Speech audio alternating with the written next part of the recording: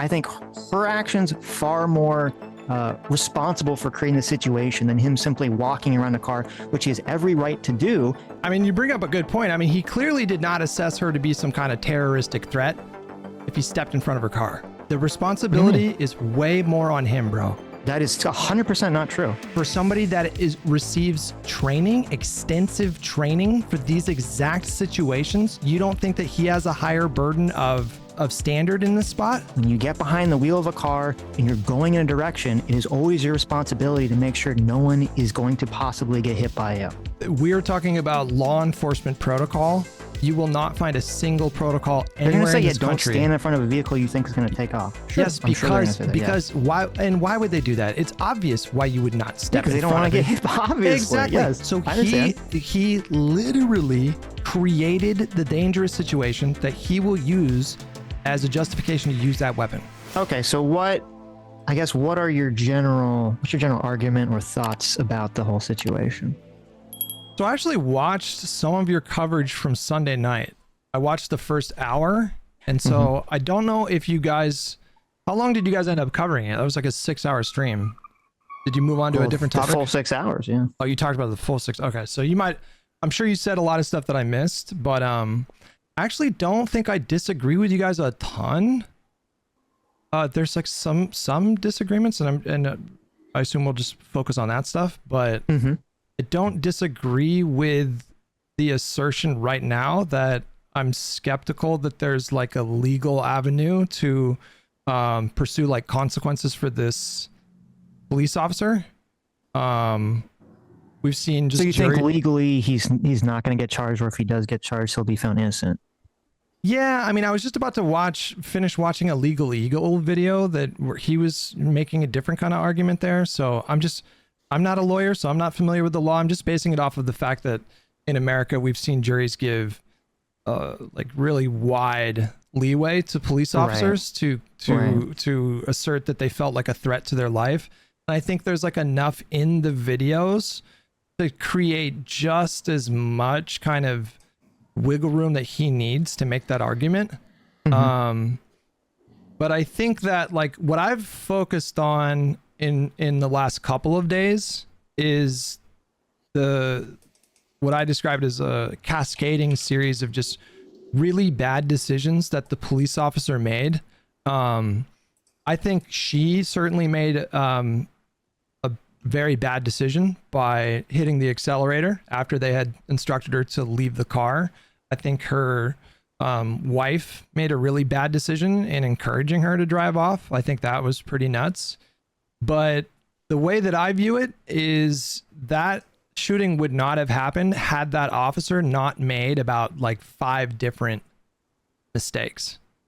And so I do put most of the responsibility on him as the one with training in terms of who could have prevented this from happening. Obviously, she could have prevented it by not driving when she did.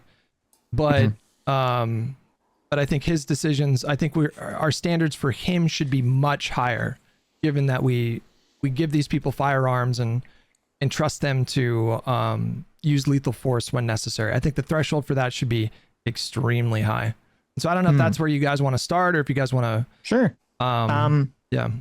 Well, so I watched the Legal Eagle video. It's not very good, so you're not really missing much. I mean, Legal Eagle is very biased, so I don't really trust him in most of, really in any situation, because I don't think he can put his biases aside to actually talk about the law correctly or objectively.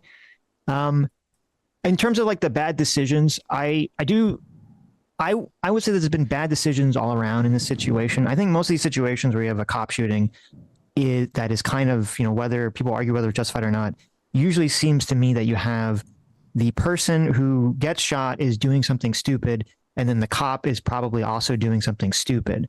And I said this on Sunday, that you should never get in a stupid off with a police officer, because you're almost always going to lose that. Very often you're going to lose it with your life. And then even if you don't, you're probably going to lose it in court, because as you said, courts generally, in the law, generally gives a pretty large amount of leeway for law enforcement to engage with people in this fashion.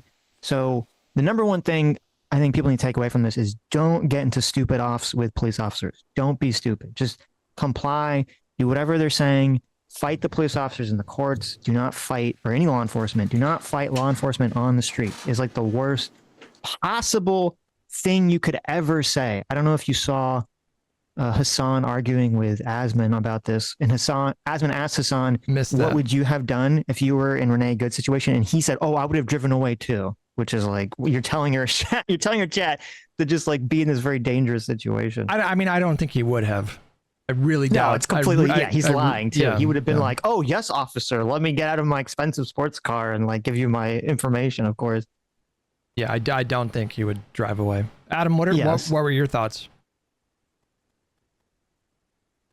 What'd you say? I said, Adam, what were your thoughts? Is Adam there? Am I crazy? Let Adam leave. I Wait, don't did know. he leave? I don't know. Oh, But, okay. Well, Yeah, well, here, let me finish. yeah, though. go- sorry, In terms of yeah, like yeah. the responsibility angle yeah, go ahead. of it, so I think she made a lot of bad decisions. First of all, she shouldn't have been blocking a lane of traffic, which you're not supposed to do. It's illegal. Then once she's doing that, and the guy tells her, to get out of the car, she doesn't do that. So that's a second, huge mistake. And I don't agree with people who think that her intention was to like run this guy over. We're all doing kind of mind reading because we don't really know. I think that she just kind of went into like panic blinders mode and didn't really pay attention to what she was doing and was just like, I'm just going to get out of here. And she was just driving. And that's super dangerous because when you're behind a car, it's your responsibility to make sure you don't hit anyone. And when you have three people around your car, including your wife, and it's a kind of a tense law enforcement situation, you should be very aware. You should be very cognizant of the people around you. If he was behind her when that happened, I think she would have just backed up right into him because I don't think she looked when she backed up either. So I think she just kind of went in full panic mode and started to drive without really any consideration of the people around her, which is insanely dangerous if you're behind the wheel of a car, and you as a driver always have responsibility to do that. So I think her responsibility and her actions were insanely reckless and very stupid. And then for the officer, he obviously, we're kind of looking at this hindsight. He should have either not have walked in front of the car, or he should have stayed near his car, not walked in front of the car, or he should have kept walking. There's an angle you can see where like if he had walked maybe another couple steps, he would have been out of the way. And then in terms of like the morality, or I guess maybe it's the morality or just like the non-legal way of looking at the shooting, because I think legally he'll be found to be justified, and I think I would agree with that, is the whole point of a law enforcement officer to shoot someone is to stop them from killing them or committing great bodily harm to themselves or another person. In hindsight, we can now see that that wasn't necessary. So he shouldn't have, from that angle, from like knowing the future, he obviously should not have shot her. But obviously we have to look at it from the perspective of like, okay, he's making a split second decision when he is in, I would say, in a dangerous situation, in a dangerous position. And it made sense, I think, for him to reasonably think that his life was at danger at that moment, even though we now know that that wasn't the case. Okay, so I'm with you on a lot of that.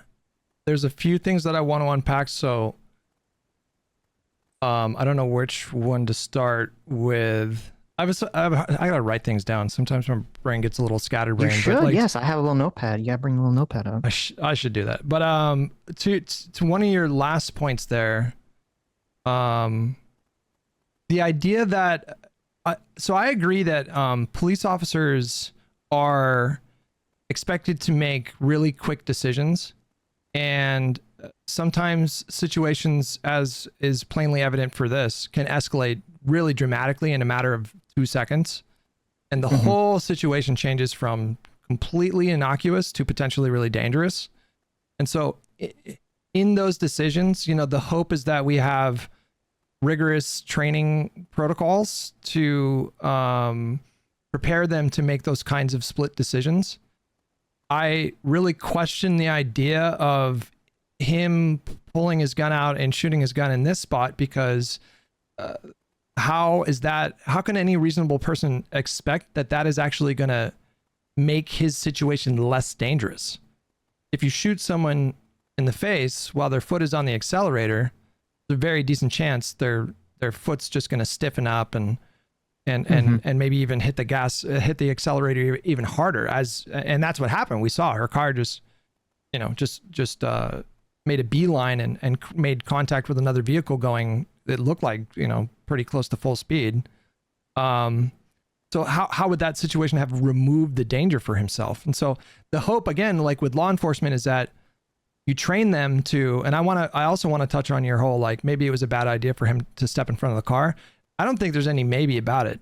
That was a horrible decision. Let me walk you through like the 5 bad decisions that I think he made. And like each decision I think got worse and worse. Like the first bad decision I think he made was getting out of that car and circling it with his phone, recording what was happening.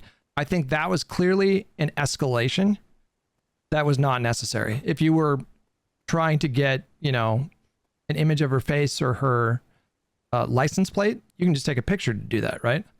I mean, I don't know if I would agree that that's like, I definitely wouldn't say it's an escalation. She's blocking traffic.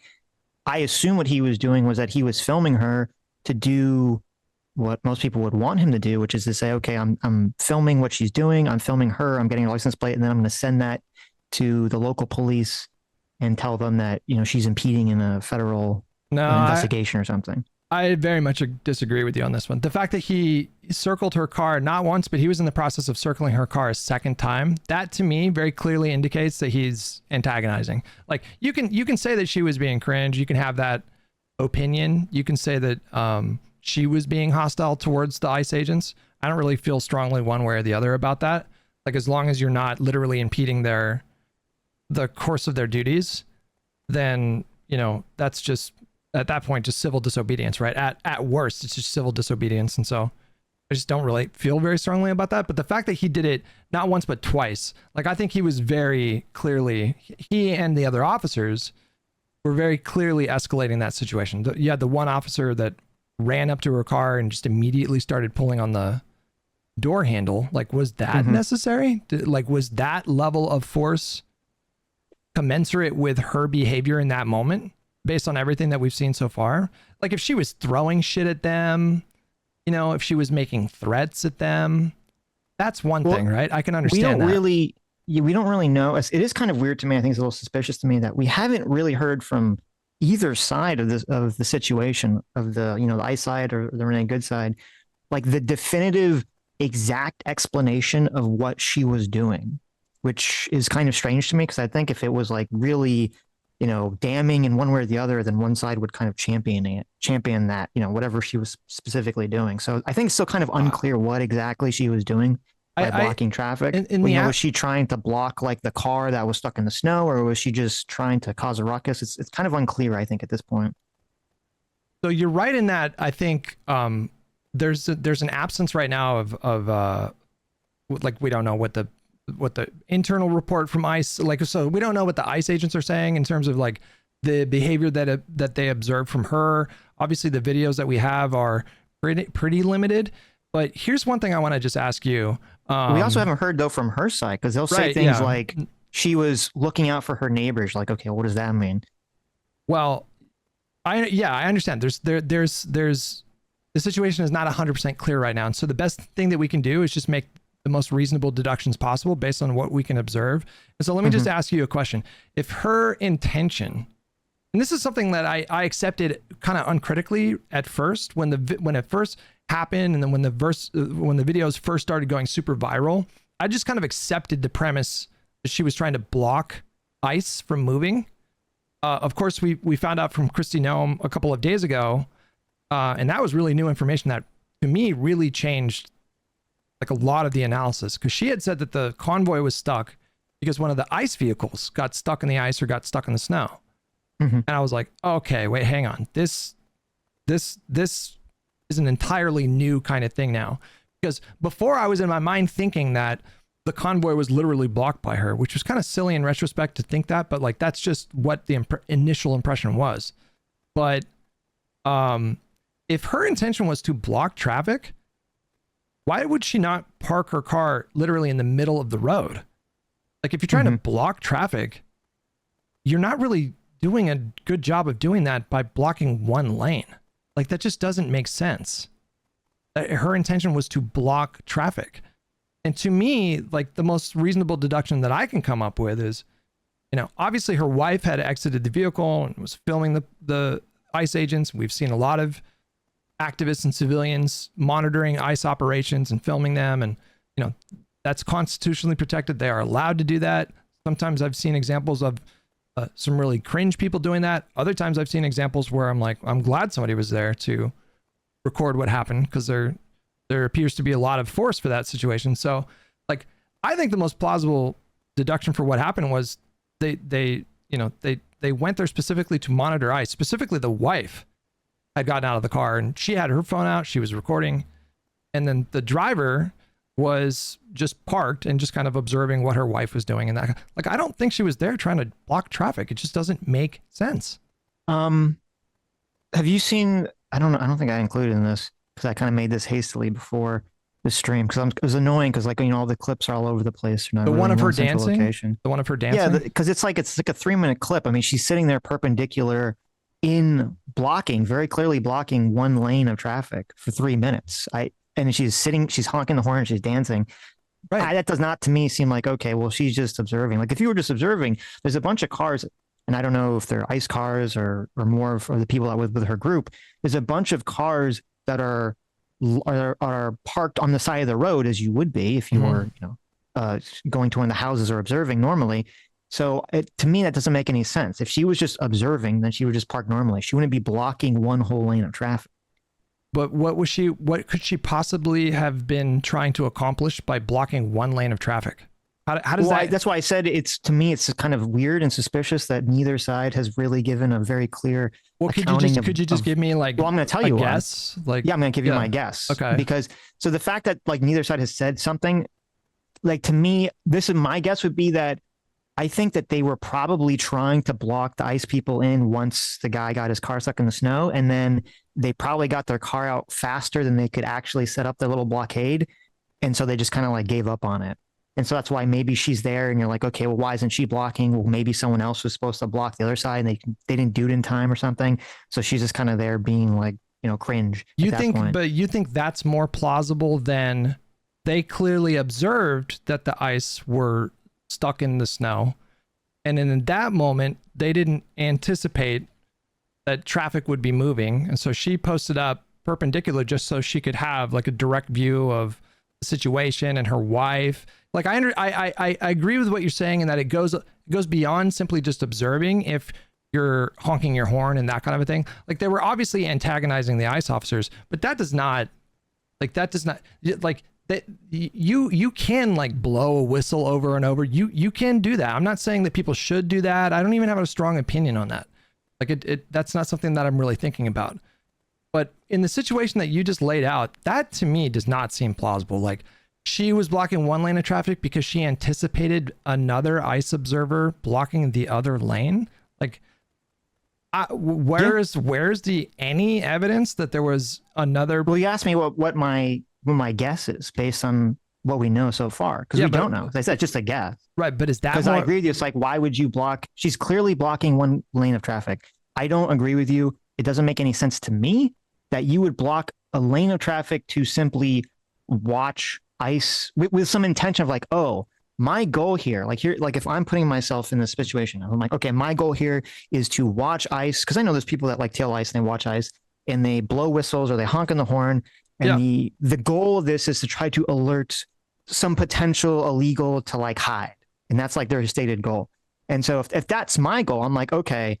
And I'm sure these people have been coached. Like, you got to make sure that you don't, like, physically interfere with them, because if you do that, then they can arrest you and you can get in trouble. So I'm assuming they have this knowledge. So it shouldn't be like some, like, out of the bounds weird thing. So if I'm that person, I'm like, okay, well, I'm going to just park my car on the side of the road. I'm going to honk the horn and alert people. I would never think in a million years I'm going to block an entire lane of traffic, which gives them great cause to come and detain me or arrest me. That doesn't make any sense.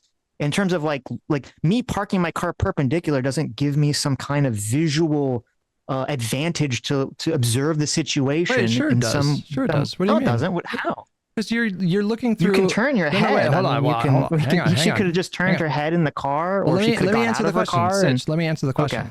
Like her window is rolled down. There's no obstruction. She can just look directly at what is happening versus if she parked her car head on, she's looking through her windshield, that sort of a thing. Like it's literally an unobstructed view if she parks her car perpendicular. But she's also doing something illegal. So you're saying, okay, so she's doing something illegal to get a better view, which I mean, that's pretty stupid if that's the thought process. That she's Parking perpendicular in the road when a convoy in front of you is stuck. I mean, I don't find me a single. Yeah, that's real. Yeah, but find me a single really Minneapolis police officer that would be inclined to give someone a ticket for that, bro. That is nothing. Like if a convoy is stuck, like if you can see that they're stuck. You don't think that if there was a law enforcement convoy of any type that was stuck in the snow and somebody further causes some problem with traffic by parking perpendicularly to that at some point of the road, blocking an entire lane, you really don't think a police officer would come up and give you a ticket and tell you to get the fuck out? No, not in this context. No, I completely disagree. I think 100% you would have to, but you would have to articulate to me how she reasonably could have felt that she would have been even a tiny bit actually obstructing them by blocking one single lane when they like what is her goal there? Even if since we're kind of doing the whole mind reading hypothetical, even though obviously this isn't super matter in terms of the court case, but it is kind of interesting. Even if the goal, if we're going to headcanon this, even if the goal wasn't to try to like block Dyson, you could say, well, it's kind of like if a police officer is chasing a suspect and you see the guy running and you kind of like stand in front of the police officer and the police officer has to like juke around you. It's like, okay, well, you added like a couple of seconds of their time to allow the perp to get away. No, they I don't still agree could get with this. around you. I don't agree with it's this. Still, no. Well, hold on. Let me just lay out the argument. Okay, sure. It's the police officer can still go around you, but you're still obstructing the police officer. And so you could say, well, maybe the goal was simply, it's a 2-lane road. You got 2 lanes of an ICE convoy coming. If you block 1 lane, they're going to have to come to a stop and slow down. They're going to have to do a zipper merge. You've now slowed down the entire ICE convoy. Boom. But there was no indication that we know of on video that convoy had this like urgency of like exiting the area. And I think if you were going to draw up an analogy, why does that matter? Here's one that I think makes more sense. Okay. Imagine a cop is like chasing a criminal, right? And they have to go through like a really wide doorway. And then, you see them coming and you're like, okay, I'm going to block them from coming. And then you stand at the widest berth that you could possibly stand. And you're only covering half of the space that needs to be cleared. Do you understand what I'm saying? Like, obviously in that moment, the person does not reasonably think that they're going to be able to like block the cop because there's just so much space right there. So I'm just saying, like, the circumstances that the way that they played out in the video that we have so far, to me, it doesn't make any sense to assert that she was plausibly like trying to block them. There's 2 lanes of traffic. She's blocking an entire lane of traffic. They were stuck. They were stuck there. That's the thing. That's pretty crucial. They were stuck there. Yeah. So, but wait, when they're not stuck, because we don't actually see. I'm assuming there's one clip, there's one angle where you can see like like a bunch of cars, and we don't know which one's an ICE agent vehicle and which one is one of their group. Yeah. So we don't know that, but there's an angle, and you can see there's a whole bunch of cars, like kind of, a few feet away from her, kind of behind her that are going to go. And that's why, you see the people kind of driving around her and all that stuff. There's a 2-lane road. It is a 1-way road, I believe. She's blocking 1 full lane of traffic, which forces 2 lanes to become 1 lane. Now, I don't know. I'm assuming you've driven in a situation where there's road construction or some sort of holdup. And whenever there's 2 lanes of traffic and it suddenly becomes 1, everything slows down and comes to a stop because people now have to merge. But is it not? So we don't know. We can't read her mind. So unless we find out from her wife or from someone else that she was instructed to do this, we might not ever know the answer to this question. But her actions are creating a slowdown. They are creating obstruction. So either A, not if the convoy's not moving. Hold on. She's either doing this for an intentional purpose to slow down ICE to some capacity, or B, she's just really fucking stupid. And either of those are still pretty reckless and still pretty negligent in this moment.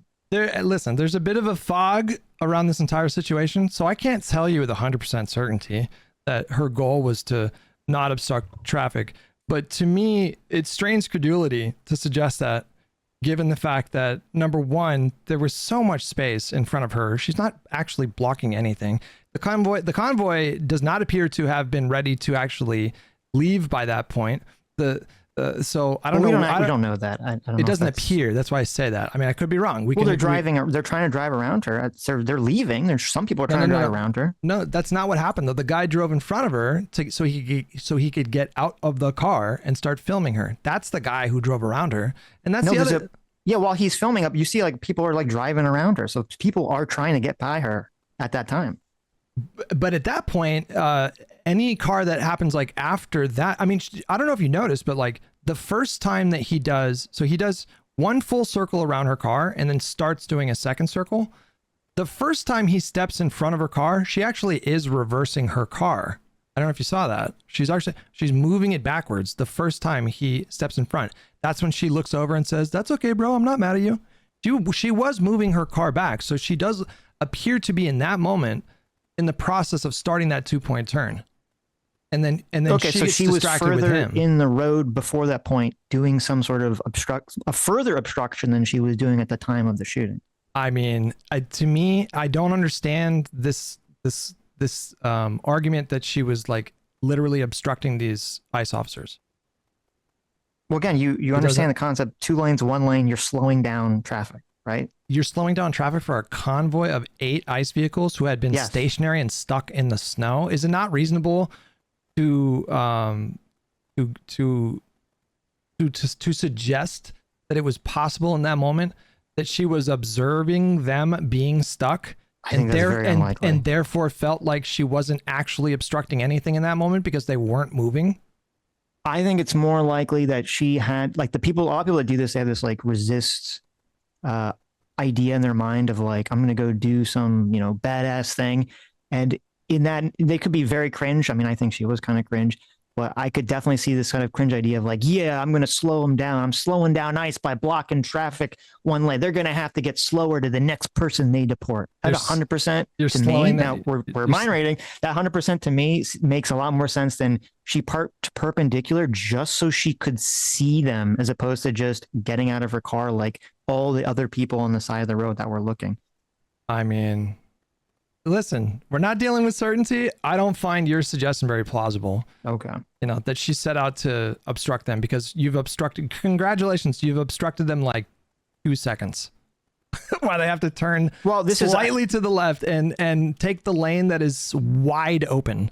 Like This is a person who did very reckless and not very intelligent behavior of trying to drive away when the ICE was reaching their car. So there are a lot of stupid people in the world, but that would be the height of stupidity if she thought she would be any kind of actual hindrance on their operation by blocking 1 lane of traffic in a 2-lane road that they could easily use the 2nd lane. Well, she is hindering to some extent. And as I said, it's why we don't fully know. Was there someone else trying to block the 2nd lane and they just couldn't do it for some reason? But if they hadn't been moving, like if they hadn't been, so my understanding is that the car was still stuck. The ICE car was still, that convoy was still stuck. And so if they weren't moving, it is entirely possible and super plausible that she didn't actually think that she was hindering anything because they weren't moving.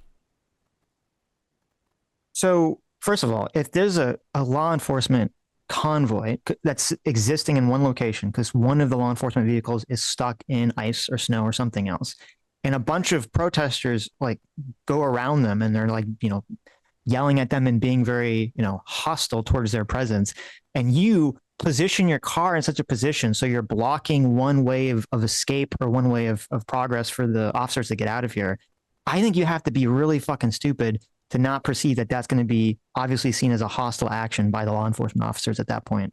You can be hostile to ICE. What is wrong with that? Hostile in the terms of like they're going to feel like you're trying to block them in for some sort of nefarious purpose. I mean, I'll wait for more information. Okay, but you were saying it's reasonable if you're a law enforcement and you see a bunch of angry people, getting like, yelling at you, and then you see a car come in front of you and block a single lane of traffic. It's very reasonable to be like on alert, like, okay, is someone going to try to block the 2nd lane? Are they going to try to box us in for some sort of purpose? Maybe. That's not a reasonable thing to think. Well, given the other footage that we saw, because she was positioned there in that 1 lane without any like backup Antifa blocking car, like dancing and honking her horn.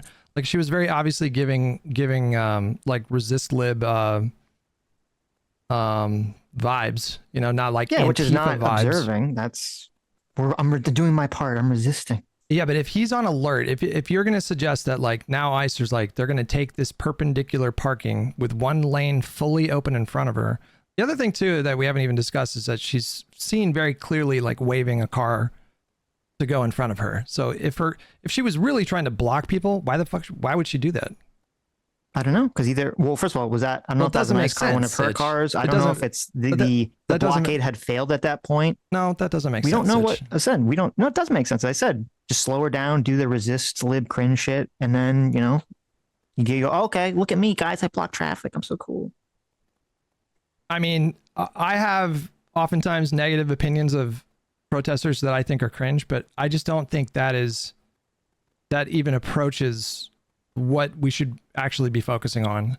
Okay, we're not in this, but it's fine. We can move on to the next point. I want to show you, because you were talking about how he circled the car twice. Yeah. If you look at the watch together, it's kind of interesting.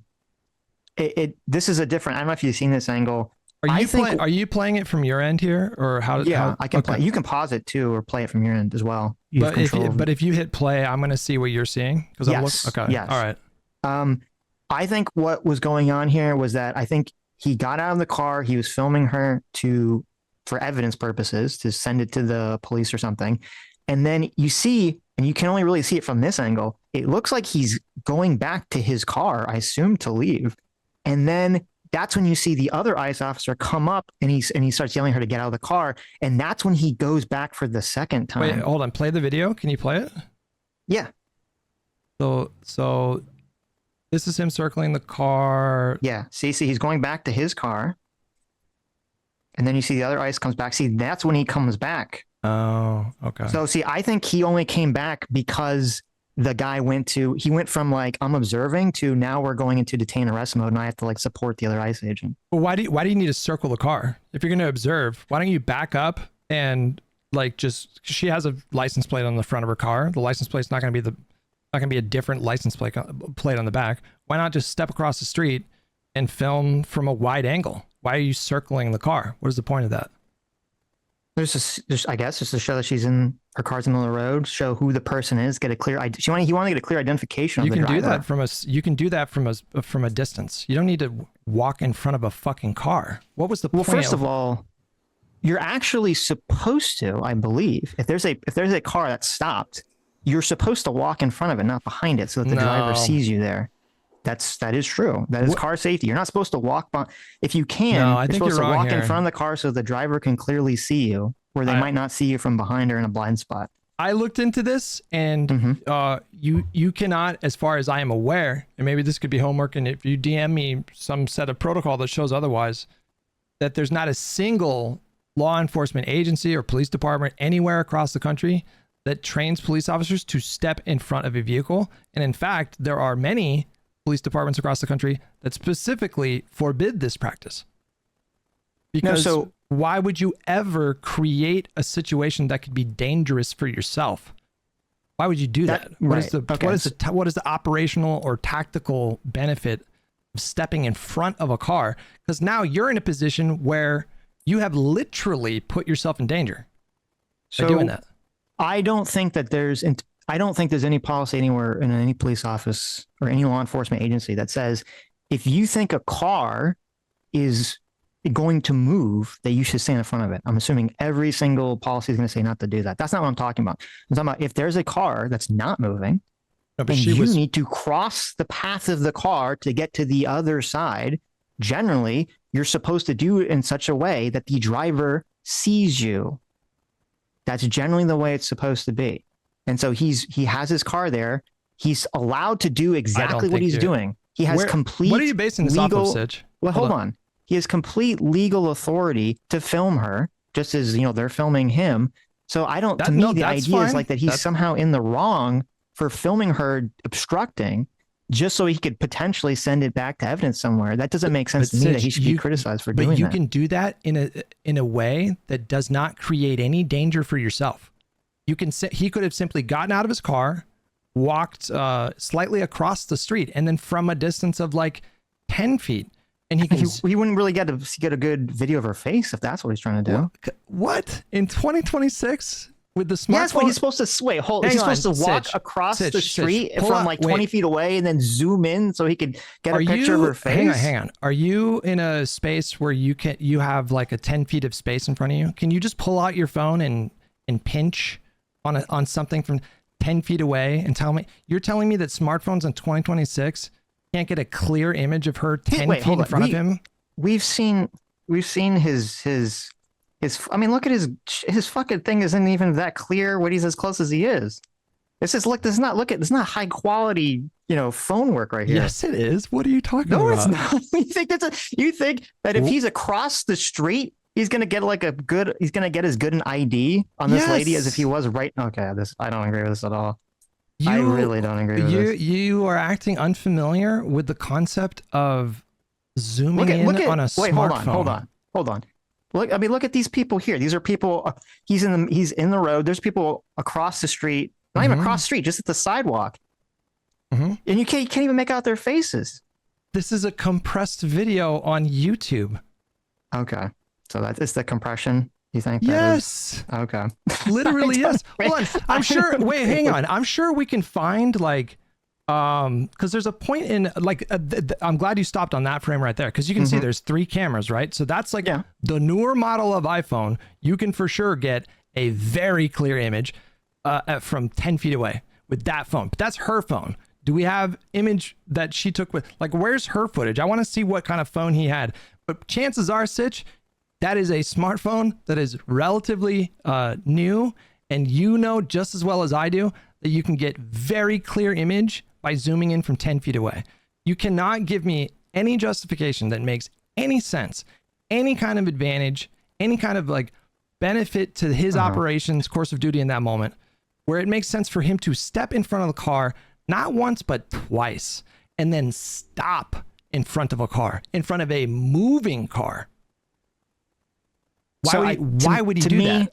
Before we move on to that, if we're going to look at moral responsibility for actions here, I'm going to say that a person who decides to obstruct intentionally or unintentionally federal agents by blocking one lane of traffic and honking a horn is already at a point where they're in a more reckless or more irresponsible situation than the ICE agent who she sees and is not, not seeming like she's going to drive over, at least at first, and is just filming her and walking around in a circle. I don't see, you could make an argument and say, yes, now in hindsight with 2020, he should have gotten out of the car and he should have walked 20 feet away and he should have zoomed in and he should have treated her vehicle like it was radioactive. You can make that argument in hindsight, but at the time, I think her actions far more responsible for creating the situation than him simply walking around the car, which he has every right to do, and should expect that she's not going to immediately try to kill him the second he gets close to her car when he's just filming her. I mean, you bring up a good point. I mean, he clearly did not assess her to be some kind of terroristic threat if he stepped in front of her car, right? Yeah, not until she started going. If he thought that she was there to do terrorism and she was, one of those types of people, like an actual college Antifa idiot or whatever, then he wouldn't have done that, right? So but you can't possibly articulate to me why, if the goal was to document what she was doing, potentially gather evidence to pass on to local authorities, if they felt that she was impeding their traffic or whatever, you cannot possibly explain to me why it would not have been better and way more safe for him to simply take several paces of steps backwards and just record from a front angle without circling her car. What was the point of circling the car? What is the point of that? Okay, again, we're not just going to go in circles. But no, Sitch, this is not something that you can debate me on, okay? He is going to have a wider view of what is happening from a further distance. He's going to have a much more unobstructed view of everything that's happening in front of him if he's 10 feet back and filming it from that way. He was obviously trying to get her face on camera. Okay.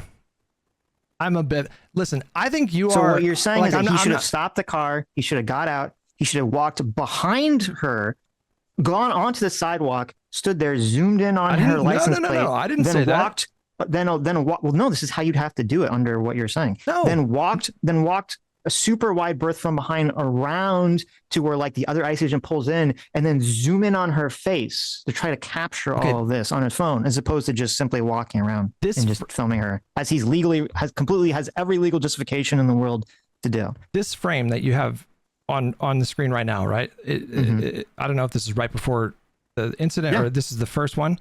Imagine exactly this position, but he is 7 to 8 steps like further backwards. Yeah, the more you look at how shitty the quality of the camera here looks. Now you have not only a clear view of the car, you have an unobstructed view of like everything that's going on around the car. Okay. And if you ever want to zoom in, you just pinch on your phone. I'm not saying this in a patronizing way. I think you are an intelligent person. I've found you to be reasonable. I have no animosity towards you, but I think that you are twisting yourself into a pretzel by suggesting that he could have done a better job documenting what was happening by circling her car and then stopping in front in the direct path of her car twice. So I think the reason that he walked in front of the car and stopped was because he was backing up the ICE agent. I don't think that had anything to do with documenting what was going on. He's backing up the ICE agent. I think it's a different motivation at that point. So if he's backing up the ICE agent, why would he not put his fucking phone down and get in a position where he's not in immediate danger? You're gonna back up your squad mate by stepping in front of a 2,000-pound car. Yeah. So I mean, we're gonna have to wait and see what he says about what his motivation was. Now, obviously, if it doesn't align with the way people want to align, they're not going to believe it anyway. And so since we're all doing kind of speculation of here, what everyone's thinking, I think probably what happened was, and I'm sure you've talked about this, is, you know, how he had that situation where he broke into some guy's window. The ICE agent busted someone's window, and he reached in to unlock the door as he was supposed to, because this guy was some kind of criminal, and the guy drove off. Okay, well, there you go. He's a pedophile, and he's trying to get this pedophile off the streets, and the pedophile then drives his car while he's trying to unlock it so they can pull this guy out of the car, and then he gets dragged, you know, like 30, 40 feet, and he needs all these stitches, and his arm's all, you know, fucked up. So I think if you look at sort of what's going on with the video, from my perspective, it looks like he's going back to his car. He sees the other ICE agent start to approach the vehicle, tells her to get out. He decides to go back that guy up. The ICE agent reaches inside the car just like he did. And that's when he suddenly, you know, gets in front of the car and pulls out his gun, is because he wants to maybe prevent the car from doing the exact same thing that happened to him for his fellow ICE agent to drag him. How could he think, well, this person's not going to drive forward if I'm going to, you know, stand in front of them with a gun. Clearly that did not happen. It clearly didn't happen, and it clearly was the wrong decision to make. Yeah. So then you necessarily agree that he created the condition of danger by positioning himself. No. The responsibility is way more on him, bro. That is 100% not true.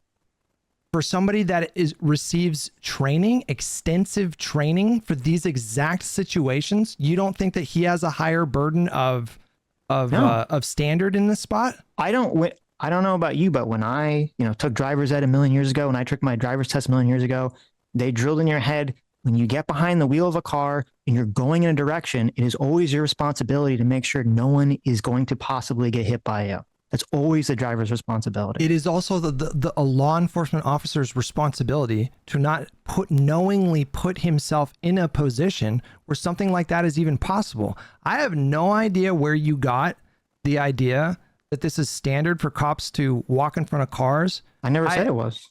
I think you made that argument before. No, I said it's standard for if you need to cross. This is for anyone. At least this is what I was told. If you need to cross a vehicle, it's always safer to cross from the front so that the driver sees you. We're talking about law enforcement protocol. You will not find a single protocol anywhere in this country. They're going to say, don't stand in front of a vehicle you think is going to take off. Sure, yes, because why would they do that? It's obvious why you would not step in front of it. Because they don't want to get hit, obviously. Exactly. Yes, so he literally created the dangerous situation that he will use as a justification to use that weapon. If he hadn't Do you made think? that, Do you think he created it intentionally? I don't think he anticipated her driving that way. No. Okay. I think that So- I think that I think he and his ICE officers, his fellow ICE officers, escalated that situation unnecessarily. I think he was very clearly antagonized by her because she had been antagonizing them, and circled her car in an attempt to sort of flex a bit and to maybe intimidate her a little bit. There was no operational value to circling that car. If you want to take video, step back and take a more clear video. We disagree on that, but as I said, I think. Wait, I think what he's going to say. Real quick. Let me just say something real quick, because I watched your coverage, and at various times you specifically said the same thing that a lot of us were saying, which is that it was kind of frustrating because we didn't really have there is no very clear angle of what happened. Okay, if he had stepped back 7 feet and taken video from where I suggested, we would have clear video of all of that. And she would have been filmed fleeing a scene. He would not have been in her direct path. They would have found her 20 minutes later, charged her with felonies. She'd be in jail today, and none of us would be talking about this. But because he made a horrible decision that violated his own training protocol, a woman is dead. Okay. That does not happen if he makes better decisions. I understand. And as I said Sunday, as I say today, obviously he made a lot of bad decisions. I'm not going to say that it was smart for him to do what he did. Obviously it wasn't smart for him to do what he did because someone is dead. And I don't think they needed to be shot and needed to die. But I'm arguing here is it seems like that you're placing 90% of the responsibility entirely on him and only 10% of the responsibility on her for creating this incredibly dangerous situation, ignoring an order to get out of the vehicle, and then very recklessly driving away without clearly seeing that it was safe for her to do so when she knows that there's at least 3 different people walking around her car at the exact moment she's driving. I don't know if it's 90-10, but I do put more of the responsibility on him to make better decisions because he is trained to not do certain things, to do certain things. Especially when I just want to be. Hold on. But look at this video. Okay, let's just say. Let me finish. Let's just say. Let me just finish. Let's just say hypothetically. Let me just say real quick. Okay, I agree with you that this woman was reckless and that she made a bad decision. I agree with you that her instinct in that moment to try to flee and her wife suggesting that she flee was wildly reckless and irresponsible. Insane. It was insane. I would never do that. I would never suggest that my loved ones do that. If anyone in my audience has any confusion about this, don't ever fucking do that. That is a really bad decision. But his training puts him in a position where he can make much better decisions that reduce or eliminate the risk of the kind of danger that he found himself in.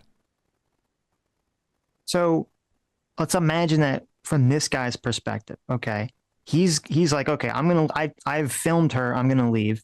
Then he sees, this other ICE agent starts to come forward and he's decided that he's going to detain her, right? So now this ICE agent, Jonathan Ross realizes, okay, we've moved from film mode to detain arrest mode. I need to go assist the ICE agent who's getting there. So he has to, or at least he feels he has to cross the path of this vehicle to some capacity to get to the other side to assist the other ICE agent at this moment. But how does him doing that help the situation? Because he's going to have to, he thinks he has to help pull her out of the vehicle. So he's made this decision. He feels that he has to cross the path of this vehicle. Now, if he crossed from behind, I think it's very likely she would have backed up into him. So that probably wouldn't have been a good idea either. So he makes a decision to cross in front. Okay. So that's why I'm saying somebody's dead. The idea that it would be irresponsible. Somebody's dead because of that decision. He might have been dead if he might have been dead if he tried to cross from the back. He would not have been dead or been any danger. Yes, if he just sat there and did nothing, he would not have been dead. She would not have been dead. I'm not saying do nothing, but if he would have made better decisions that did not violate any kind of protocol, he could have put himself in a position to observe what was happening or back up his partner in a way that didn't create any danger for himself. He did that. He stepped in front of her vehicle, and then I don't know if you've seen it, but he's the second time he steps in front of her car, she's still moving backwards, and then he stops and plants his feet when she stops reversing. He stops in front of her car. How does that help the situation? Because if she guns it right, And she doesn't turn her wheels. And he's like, oh fuck, and he shoots her and then gets out of the way. How do you know that car's not going to plow into the fucking house that's behind him and kill like a civilian that's in the living room? How is he making that? You don't know. That's why they train them to not do that. That's specifically why, because it's hella dangerous to shoot someone when they're driving in a residential neighborhood. So I agree that obviously he should have handled the situation differently. And it could have been handled a situation where she would have just gone to jail or got fined for, resisting and obstructing and all this other stuff. And she would still be alive. That if he did things differently. I don't disagree with that at all. But the same is true of her. If she had just got out of the fucking car instead of trying to very dangerously flee in a moving vehicle, they would have just given her a fucking fine and she would be alive. And that would be the end of the situation. And when I'm trying to look at the culpability here, and I'm looking, okay, you have a law enforcement officer who is completely within their legal right to help detain a citizen who is doing something that appears to be illegal. And that citizen, for whatever reason, decides to try to resist arrest and flee in a very dangerous manner. That's 100% on that person for acting in that way. And they shouldn't have acted in that way whatsoever. You think so I say it's a tragedy that she got shot. She didn't have to get shot. But if she had just complied and not been stupid, then this wouldn't have happened either. Let me put it in let me try to frame it in a different context, because I want to focus on like the training versus the lack of training. So like if there was a person who was an experienced like construction worker, they know about all the safety protocols, and they brought on they were giving a tour of some construction site to somebody who has no training. And then due to that, the construction workers like negligence, or the foreman, we can just say he's a foreman or whatever, due to their negligence in that moment, due to their bad decisions, dangerous conditions arose, and then that person got hurt or killed by doing something dumb. Let's say the person that he brought on picked up a hammer and just started hitting stuff randomly, and then something fell on his head. Like, who do you think is more culpable in that moment? The person who did the stupid thing, or the foreman who's supposed to have the training to know the safety protocols? If it is a person of sound mind and is an adult, and they pick up a hammer and they just decide to start slamming at random things, then obviously it's on their head. What reasonable person would decide to do something like that? That foreman would be fired. They would be sued, and they might be charged with. They probably would be fired. Yeah, because they probably be fired or get in trouble, because obviously the family's going to sue. But that's not reasonable. It is not reasonable for a person to walk into a construction site and be like, I'm just going to start randomly hitting shit with a hammer. Like, that's an insane reaction. No. It is reasonable to hold that hypothetical foreman accountable for negligence if they violated safety protocol. Yeah, they're going to make an argument, well, he should not have been able to get, they do this. I mean, usually this is about kids. It's not adults. Usually with kids, they talk about, I forget it's called, like attractive nuisances or something, where you have to have fencing up because kids are going to go play in the construction equipment and stuff. Usually that's when these cases come up, because they're kids. I don't know if that's true with an adult. I think if an adult just wanders into a construction site and starts doing like crazy dangerous shit that a reasonable person would know is dangerous, I think it's almost entirely on their head. I mean, listen, I don't have like an intense anti-cop bias. It creates conflict with my chat sometimes, because there's a lot of like really intense and anti-cop bias. Like my dad is a retired police officer, my sister's a cop, my brother-in-law. I have like my whole family's, I've been raised around law enforcement my entire life. I tend to give them the benefit of the doubt. I think most cops are good. My first instinct when I saw the first video was to place the responsibility entirely on her for making bad decisions. And with each video that came out and each day that passed and each new piece of relevant information came out, it just became clear to me more and more that this cop made some really, really bad decisions. And the whole, like the broader context is also infuriating as well, because why was there a surge of ICE officers in Minneapolis in the first place? Why did that happen? I assume because of the Nick Shirley video, probably. The fuck does that have to do with ICE? You got the Nick Shirley domino meme into this shooting situation. I don't mean to get spicy with you, but I'm just pissed because it's like, what the fuck does like daycare fraud have to do with ICE? How does that make sense? Is ICE there to enforce like white collar like, are they there to investigate fraud? No, the administration used this opportunity to try to throw meat at their base because they're seen as like epic and owning the libs when they send thousands of ICE agents into states like Minneapolis that have a lower percentage of non-residents and illegal aliens than many red states. Why are we not seeing a surge of ICE in Texas, where there are way more undocumented migrants and these kinds of things? Why did he choose that? So there's like, the whole thing is just infuriating. And I just like the fact that she was a bonehead, and I do think that she was a bonehead. I think she made a really dumb decision. I would never, ever advise that anybody make the decision that she made. That's such an afterthought to me in the broader context. Like, she did not have to die. Like, that didn't have to happen. There were so many steps along the way that could have prevented this from happening. And yes, I think she does have some responsibility for what happened. But like, I think people should be upset that a woman is dead when this did not need to happen. I don't care if you think she's cringe. I don't care if you don't like her politics. I probably don't like her politics too, given the profile. But that's not the point. Like, this was a political stunt, and now this woman is dead, and I don't understand how people are not really pissed about this. Put a lot. Well, I mean, everyone's going to look at it. 99% of people looking at this are going to look at it purely through, red team, blue team, and that's how they're going to perceive this. If the politics of the situation were reversed, if this was people, trying to protest against, some MAGA people protesting against some Somali daycare or something, and they're doing the exact same situation, and you only, instead of ICE, it was local law enforcement. The politics would just be completely reversed. And everyone would have the exact opposite opinion of it. So, I mean, yeah, I know that it's just, it's very political at the moment, especially with Trump, sending people in, surging the area because of the Nick Shirley video and all this other stuff, even though it doesn't really make sense because most of the people that are Somali that are there legally anyway. Fucking so ridiculous. Like it does anything.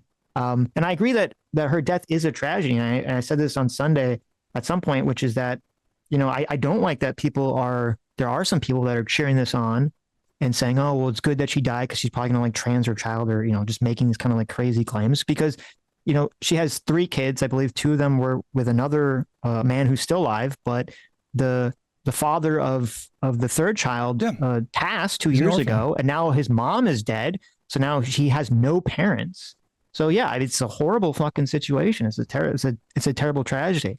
And I think not only, which I agree, like the ICE agent, you should have definitely acted differently, 100%. And he did, even if he acted exactly the same way he did in terms of his positioning, if he had 20/20 hindsight, or he had hesitated for, a couple seconds, he would have not shot her, and she, he didn't really need to. And that would have been, she would have been alive, and that would have been better. But at the same token, it's like, you have a child to take care of. Why are you placing yourself in this kind of situation in the first place? It's just, everyone here is just so fucking politically brained on the whole situation. So I agree it's a tragedy, but like, in terms of the culpability, especially the legal responsibility here, if you're, as I said, if you're going to play stupid games with a cop and they're going to do stupid things too, you're going to lose both legally and probably your life. So just don't fucking do it. Well, I think that's a problem. Like that to me is a problem. Like, there should be no stupid games with cops. We shouldn't have law enforcement officers that are making stupid decisions. Like, people shouldn't be stupid with police officers either. But what do you think? Don't resist. Why are people fucking resisting? This is the stupidest thing on the planet. Don't ever resist. But what do you think is the bigger problem? And I don't mean to do like, are you familiar with like relative privation fallacy? You know what that is? I have no clue what that is. It's like, why are you complaining about this when there's starving kids in Africa? It's like a bullshit kind of thing that a lot of people do. And I don't mean to be doing this. Maybe I am. You tell me. But like, what do you think is the bigger issue in this situation? The fact that this woman made bad decisions, a civilian made bad decisions in a high stress situation, or the fact that there's this structural thing going on from the top down where we're having thousands of ICE agents patrolling. They outnumber the cops. I don't know if you saw the video. They're like stopping they're stopping Uber drivers at the airport who are black and speak with a funny accent. That's what they're doing.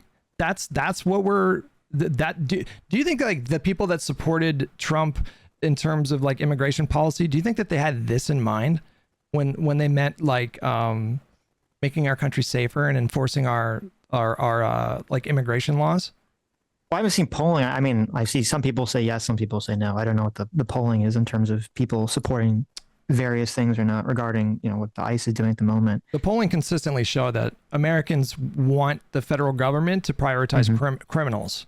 Like whenever you get granular, yes, whenever you get that's granular, yes. it Right. shows like a third of the country, they want everybody deported, and everybody Right. else wants them to focus on like criminals, gang members, and Right. you know, Yeah, and I know there was like, pedophiles and- those crazy videos of the people who are like, oh, yes, our parents are here illegally, our family members are here illegally, but I still voted for Trump because they're not criminals, right? Yeah. And then, their family member gets support. I know it's people have very weird conceptions about what's going on here politically, especially when they were in the voting season.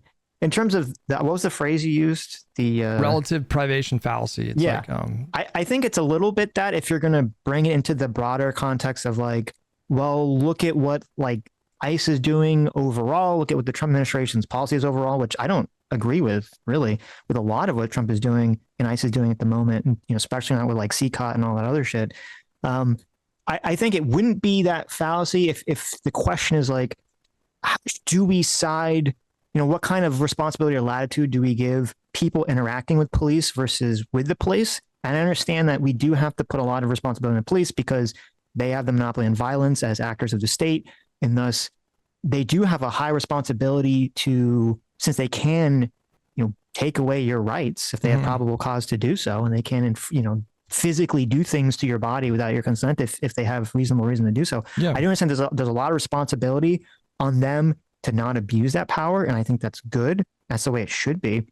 But at the same token, and I think this is why the law does give a lot of, as you even said in the beginning, gives a wide latitude for police officers to do this kind of stuff, is because they kind of have to have a wide latitude to engage in a lot of situations like this and not be afraid, okay, I can't like detain a person because I'm going to go to jail myself.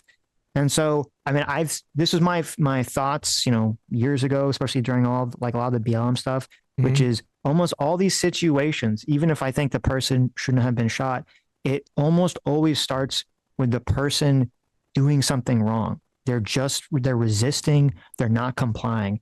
There's no reason to ever, unless it's like a movie and it's like the evil corrupt cop that's going to like kill you because he's killed your family or some nonsense, which is not what's going on in like 99.999% of these situations.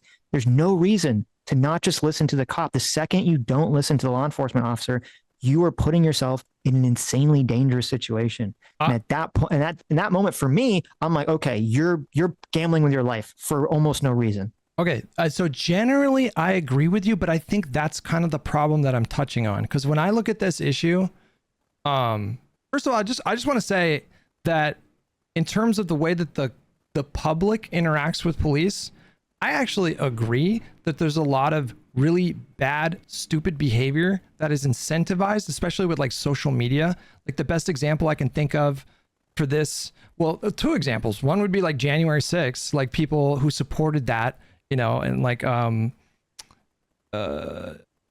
encourage them to, like stand up to tyranny and stand up for the stolen election. But then also like the college campus protests that happened, was it 2 years ago, a year and a half ago? I saw so many examples of college protesters that were initiating violence against cops, like unambiguously, they were the ones that were initiating violence. And yet there's this culture when these kind of protest movements happen, like anytime any video of a police officer using force circulates, people just assume that the cop is in the wrong.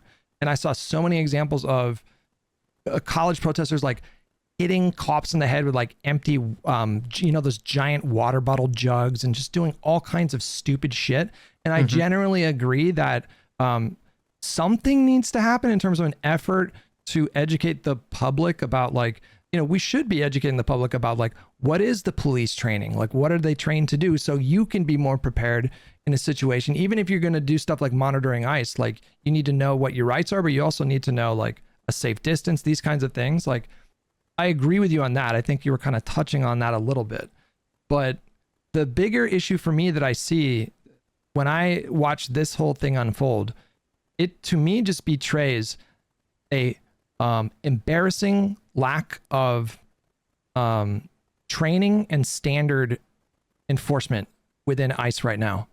Like specifically within ICE right now, I see a population of law enforcement agents that seem so emboldened, and of course they are. They have a mandate from the president of the United States.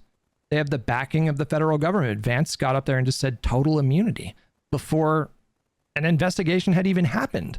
And now we're seeing footage of ICE agents like approaching cars that are following them, which those people are allowed to follow ICE agents. This is fucking America, okay? You can think it's cringe, but they can do that. They have that legal right to follow them, to film them, and to do all kinds of disruptive shit up to a certain point. And yet, how many videos have you seen of ICE agents running up to these people and threatening them with arrest when they clearly don't think they have a pretense to arrest them? Otherwise, they would have. But have you seen these videos? Dozens of videos of ICE agents running up to these videos. Yeah, fucking arrest you. Like, where is our standards of professionalism? I know, like, again, I told you, I know cops. Like, I know that cops are trained to not to de-escalate. Cops are trained to not take the bait. I have a brother-in-law, he's black, he's a cop, and he gets called like literally like racial slurs, Uncle Tom, stuff like that. And his training, like he talks about it, like his job in that moment is to stand there and literally make sure that the people that are calling him these slurs are safe. That's his job in that moment. And to me right now, there's a embarrassing lack of professionalism within the culture of ICE. It's shocking to me. There are no standards.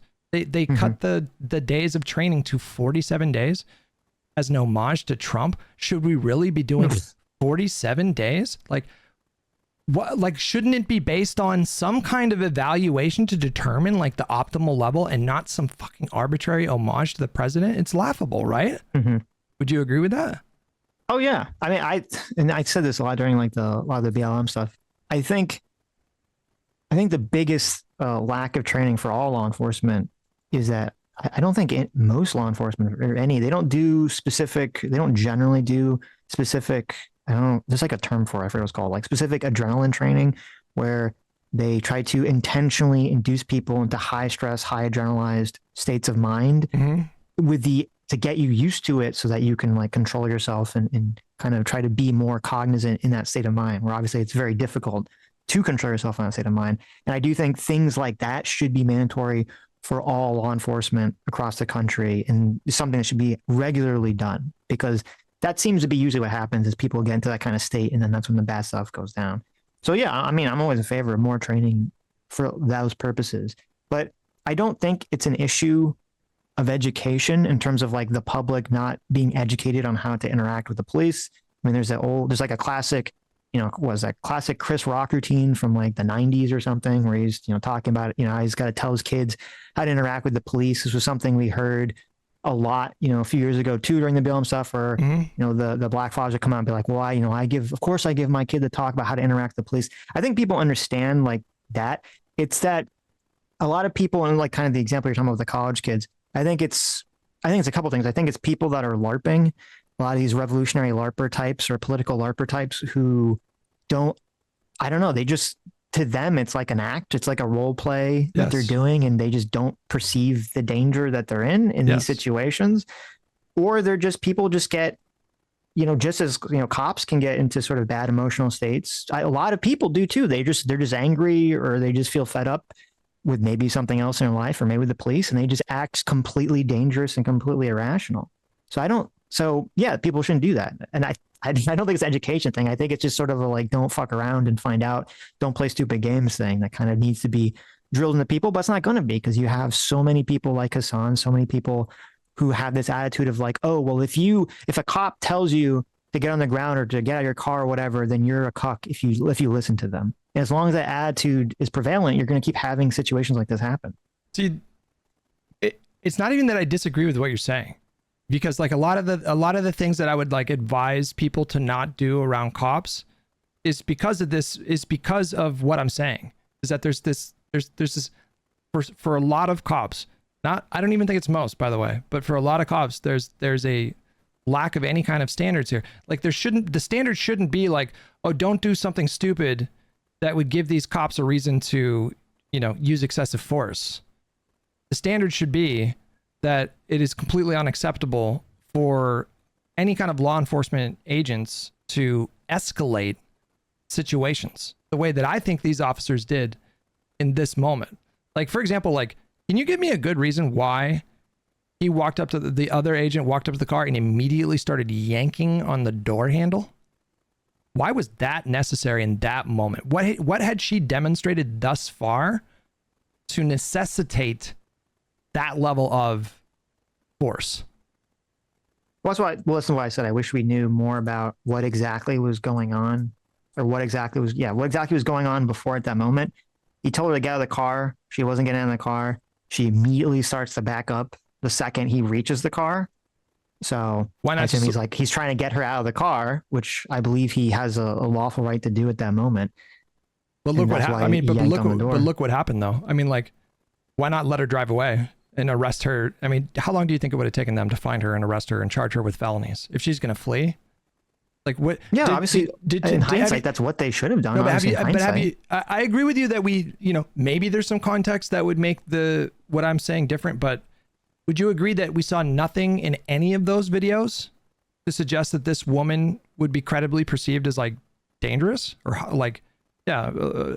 Well, it was interesting that when Jonathan Ross was filming the car doing the walk around, that the wife says, we don't change our license plates, which is weird because that implies that there are a bunch of people that do change their license plates or something.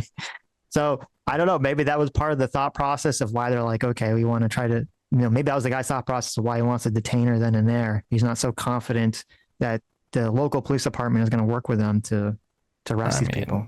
I don't know. It is weird that she said that. I guess, but to me, that's not like a strong indication. Like, oh, well, we have to yank her out of the car now.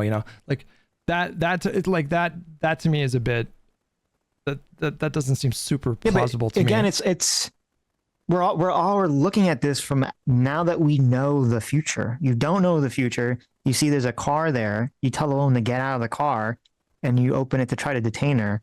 I mean, you don't know at that moment. Like, okay, obviously, my partner is going to cross in front of the vehicle, and then he's going to shoot her because she's not going to comply and drive it. Like, you don't know anything's going to happen at the time when you start walking towards her. I understand. You think, oh, she's going to get out of the car and I'm going to arrest her. I understand the concept of, so for example, there have been cops that have made second decisions that was completely in line with their training and used lethal force. And then it turned out the guy had reached for a flashlight or something like that. And in these kinds of situations, that's obviously a tragedy, but there are examples of cops using lethal force when it turns out in hindsight it wasn't necessary, and the cop didn't technically do anything wrong, and they had a good reason to do that thing. Like I understand that. I'm not. I don't think I have unreasonable standards for police officers. You're saying you think it's unreasonable for him to have asked her to get out of the car, which I don't agree with that. No. I don't think it's unreasonable to like in itself for them to ask her to get out of the car. But if she's moving her car and you're running up and grabbing on the door handle, like maybe if she had demonstrated that she was holding a firearm, or like if there was some other thing that I'm lacking here, some other thing to suggest that she was so dangerous that they needed to like run up and immediately start yanking on the door handle, you would agree that that's an escalation, right? And then for the officer that was filming to make the decision to step in front of the car like that, like for me, I lose a lot of that sympathy that I have for cops who are forced to make split-second decisions, like really difficult decisions. That kind of evaporates once you're on mistake like 4 and 5, because you have now, like, again, I'll just circle back and say the cop that was taken that took that shot at every step of the way just made one worse decision after the other, and literally created the conditions of danger for himself. And it was totally unnecessary. Hey, let's watch the 10 seconds here. The walk up occurs. So we can just see.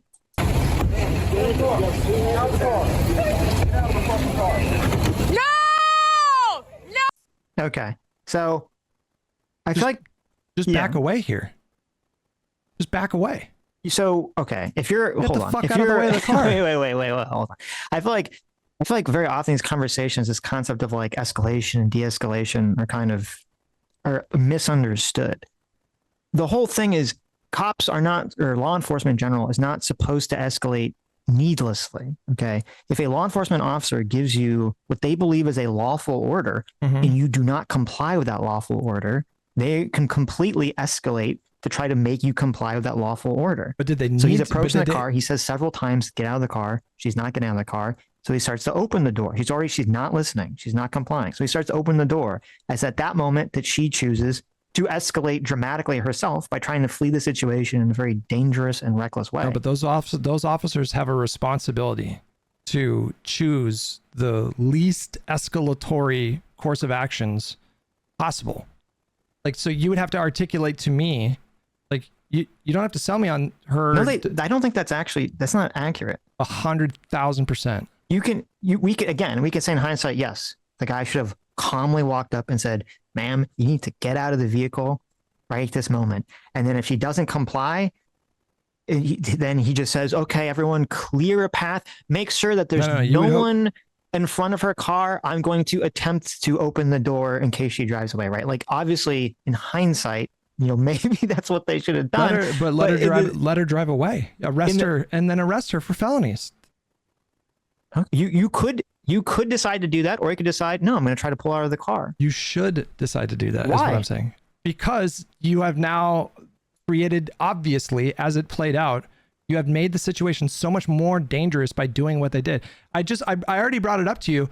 The fact that he shot her and obviously I think her foot like slammed on the accelerator as her body tensed up, because her car does appear to be speeding up. What if there was a civilian in the way? What if what if a baby was right there and they got run over? That cop would have been held responsible for that baby. I promise you that cop would have experienced consequences if a baby fucking died because of their decision to shoot. I don't think so. 100,000%. No, it would have still been on her responsibility. Well, actually, it would depend on whether, if the courts found that he acted lawfully, it would have been on her responsibility. If they found he didn't act lawfully, then yeah, it would have been the cop's responsibility. No. That point. They depend entirely on that. They are told in terms of like there's specific protocol when it comes to shooting people that are driving a car, and they specifically caution extreme care in those situations because something like this could happen. I understand. Listen, I understand the concept. I brought this up on Sunday. It is dangerous to shoot someone driving because you don't know that they could dead weight on the gas, it's stupid. or they could stop. I understand that. I've seen videos of both. This is a video of the person, they obviously crash. There's the video of the court case that people keep bringing up to relate to this. I don't think it's really that related to this. Was the Barnes versus Felix. I don't know if you saw the dash cam for that. It's the opposite. The cop is getting dragged by someone in the car. They shoot them and the car stops. So in that case, it actually works. So I don't know if I don't think it's like a definitive thing one way or the other. I agree. It's very risky, but it's not definitive. In terms of like what the cops should do, again, I think it's very easy now that we in the future land to say, yes, he should have not tried to pull her out of the car. But in that moment, the ICE agent has every legal right and is completely justified to tell her to get out of the car. And then when she doesn't, try to pull her out of the car. And I don't think it's fair to use 2020 hindsight to say, well, now that we know this situation happened, they should have just given her a lawful order. And then when she tries to flee a scene, they should just put their hands up and said, well, I hope that my friend over there has her license plate and her face, and that the local law enforcement will properly engage with us to track this person down and arrest her. I don't think that's like a reasonable thing to have at that moment. Wait, you don't think that what you just described there would have been way more preferable to what happened? Well, obviously, now that we know the outcome, it would have been preferable. But before you know the outcome, I don't think that's reasonable to assume that that's the exact course of action that they should take. No, but Sitch, this is why they train them to not escalate in this kind of way. They train them to avoid these kinds of situations. That turned into an extremely dangerous situation. And I agree she contributed to that, obviously, but they are trained specifically to avoid these kinds of things. And it's almost like if she drives off, like they are going to find her within 20 minutes. They will find her and she will be charged and thrown in jail, probably for felonies, for fleeing law enforcement. She would have been fucked. Okay. So it's not like you're describing it like, oh, you're just throwing your hands up and letting her get away with it. They would have found her so fast.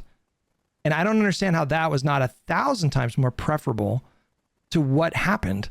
And I keep saying everyone everyone I think who's having a conversation about this honestly would agree that in hindsight is preferable. Okay. When they're engaging in the action, they don't know the future. They don't know the outcome No, of no, what's going I'm to happen. repeating myself though. Okay. I know, but I'm just saying you keep saying that it would be preferable. Yeah, it's preferable now. At the time, because we could have had an alternate scenario where this woman wasn't dumb and she just got out of the car. And then that would have been the end of the situation. But I feel and like that would have been preferable than trying to rely on the local law enforcement, which I don't even know if they're working in conjunction with ICE. They might be telling ICE to fuck off. They might not give a shit about any of this stuff. I mean, maybe, but I don't understand how that. So, like, you keep saying they didn't know the future, but I'm saying that they are trained specifically to not do these kinds of, at least I don't know about ICE, but I know that cops are trained specifically to take every step that they can possibly take to de-escalate when possible.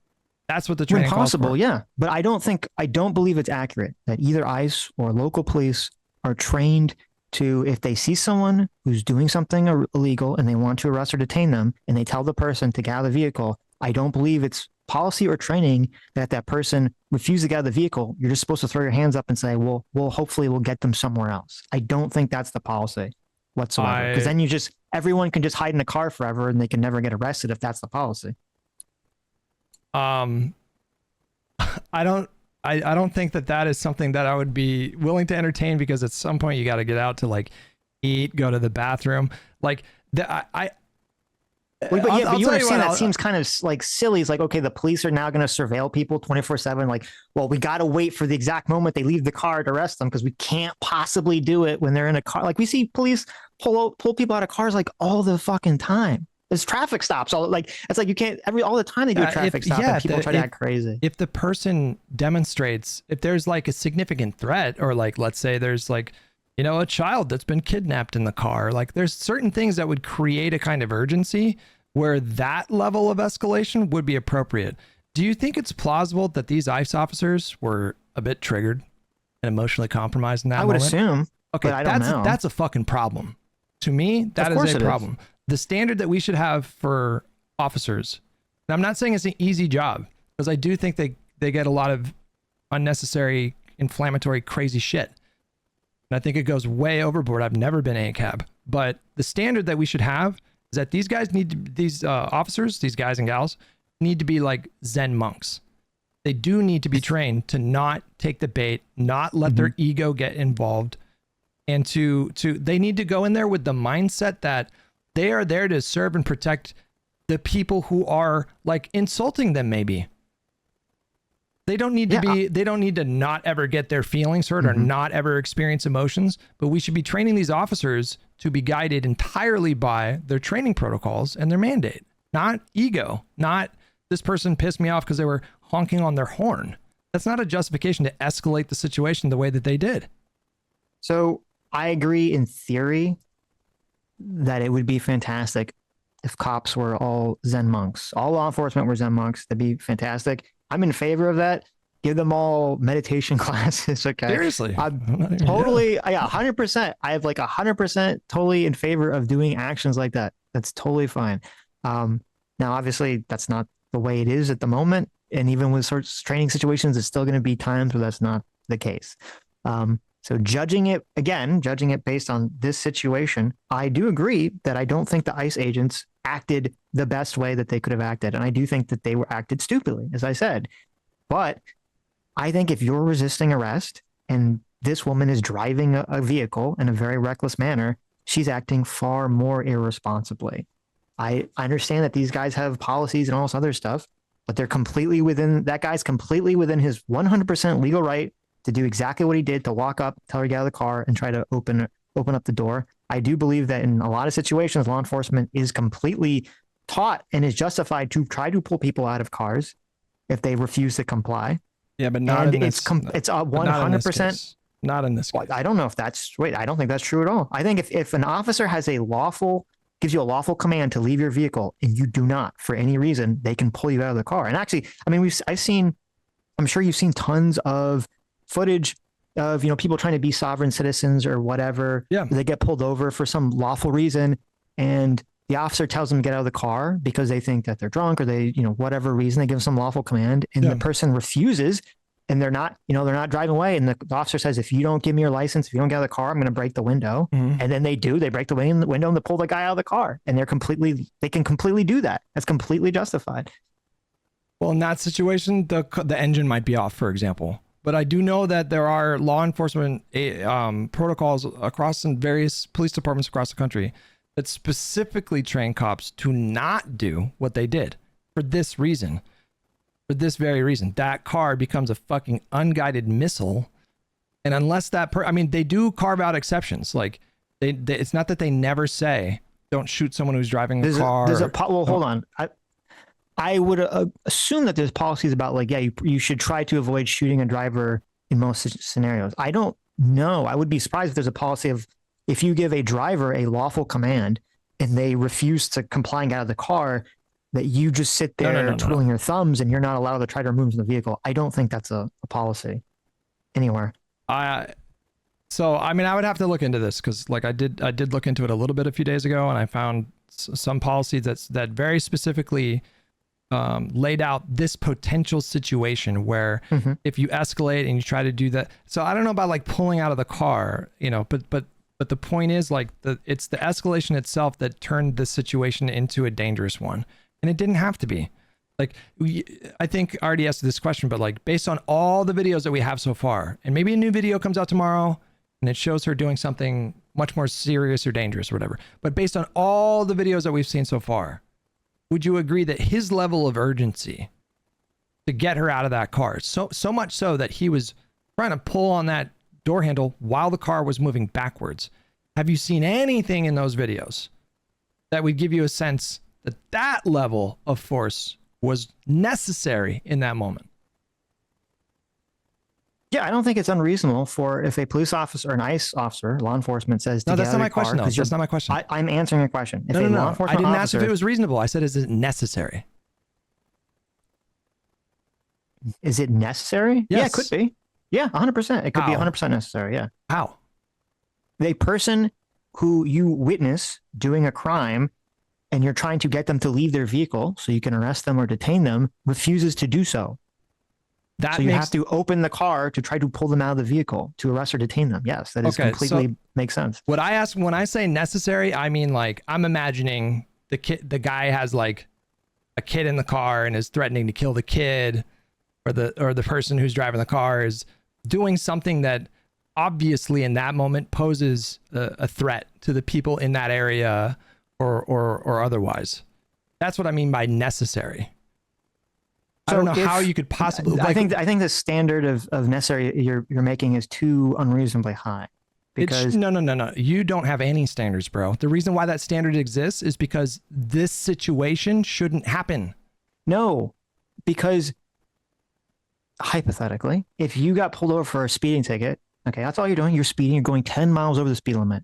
So the guy, police pulls you over, and they say, well, "Give me your license and registration," and you say, "No." And they say, well, you need to give me your license and registration. And you say, no. And they say, okay, get out of the vehicle. And you say, no. The cops just say, well, it was only for speeding. This person doesn't have a hostage in the car. I guess I just leave. That's it. Like, and everyone gets away with any sort of minor infraction forever now at this point. Like, I don't think that's the way you can have the police or law enforcement operate. But that's not what they do. What the cops are trained to do in that situation, I know this for a fact, is they're not going to try to like jump in they're not trained to like, as soon as the car starts moving forward, try to like stick their hands in there and like turn the wheel, or like what could you reasonably possibly expect to do in that moment? Are you going to stop her from driving away by sticking your hands? No, they're trained to run to their cruiser and then pursue that person.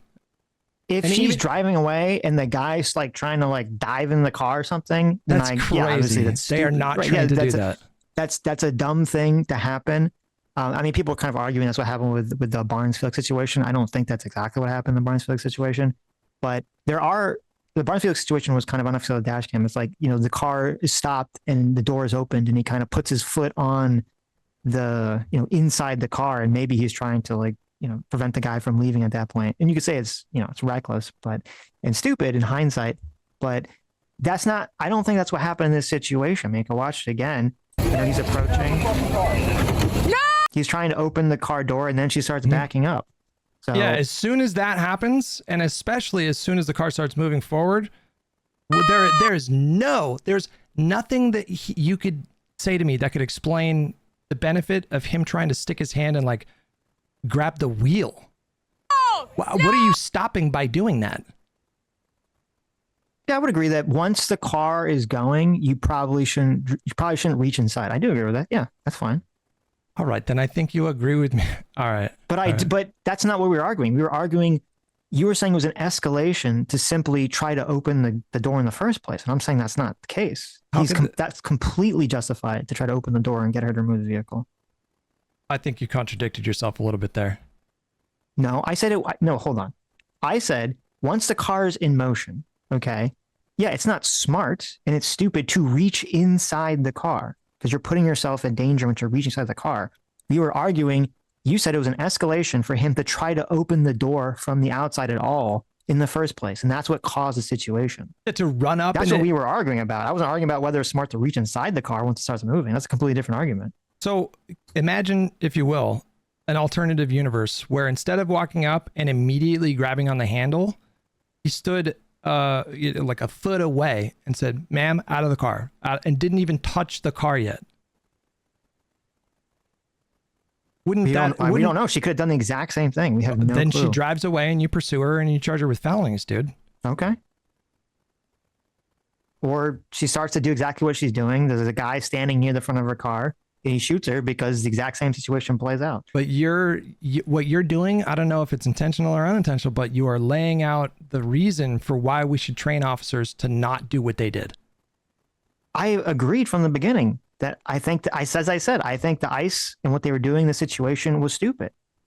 But I think what she was doing was stupider. And you don't do a stupid off with police officers because you're going to die and you're going to lose the legal battle. All right. Listen, I feel like we're circling the drain a little bit here. Okay. How do you feel about just like the state of like Trump and MAGA and US politics just broadly right now?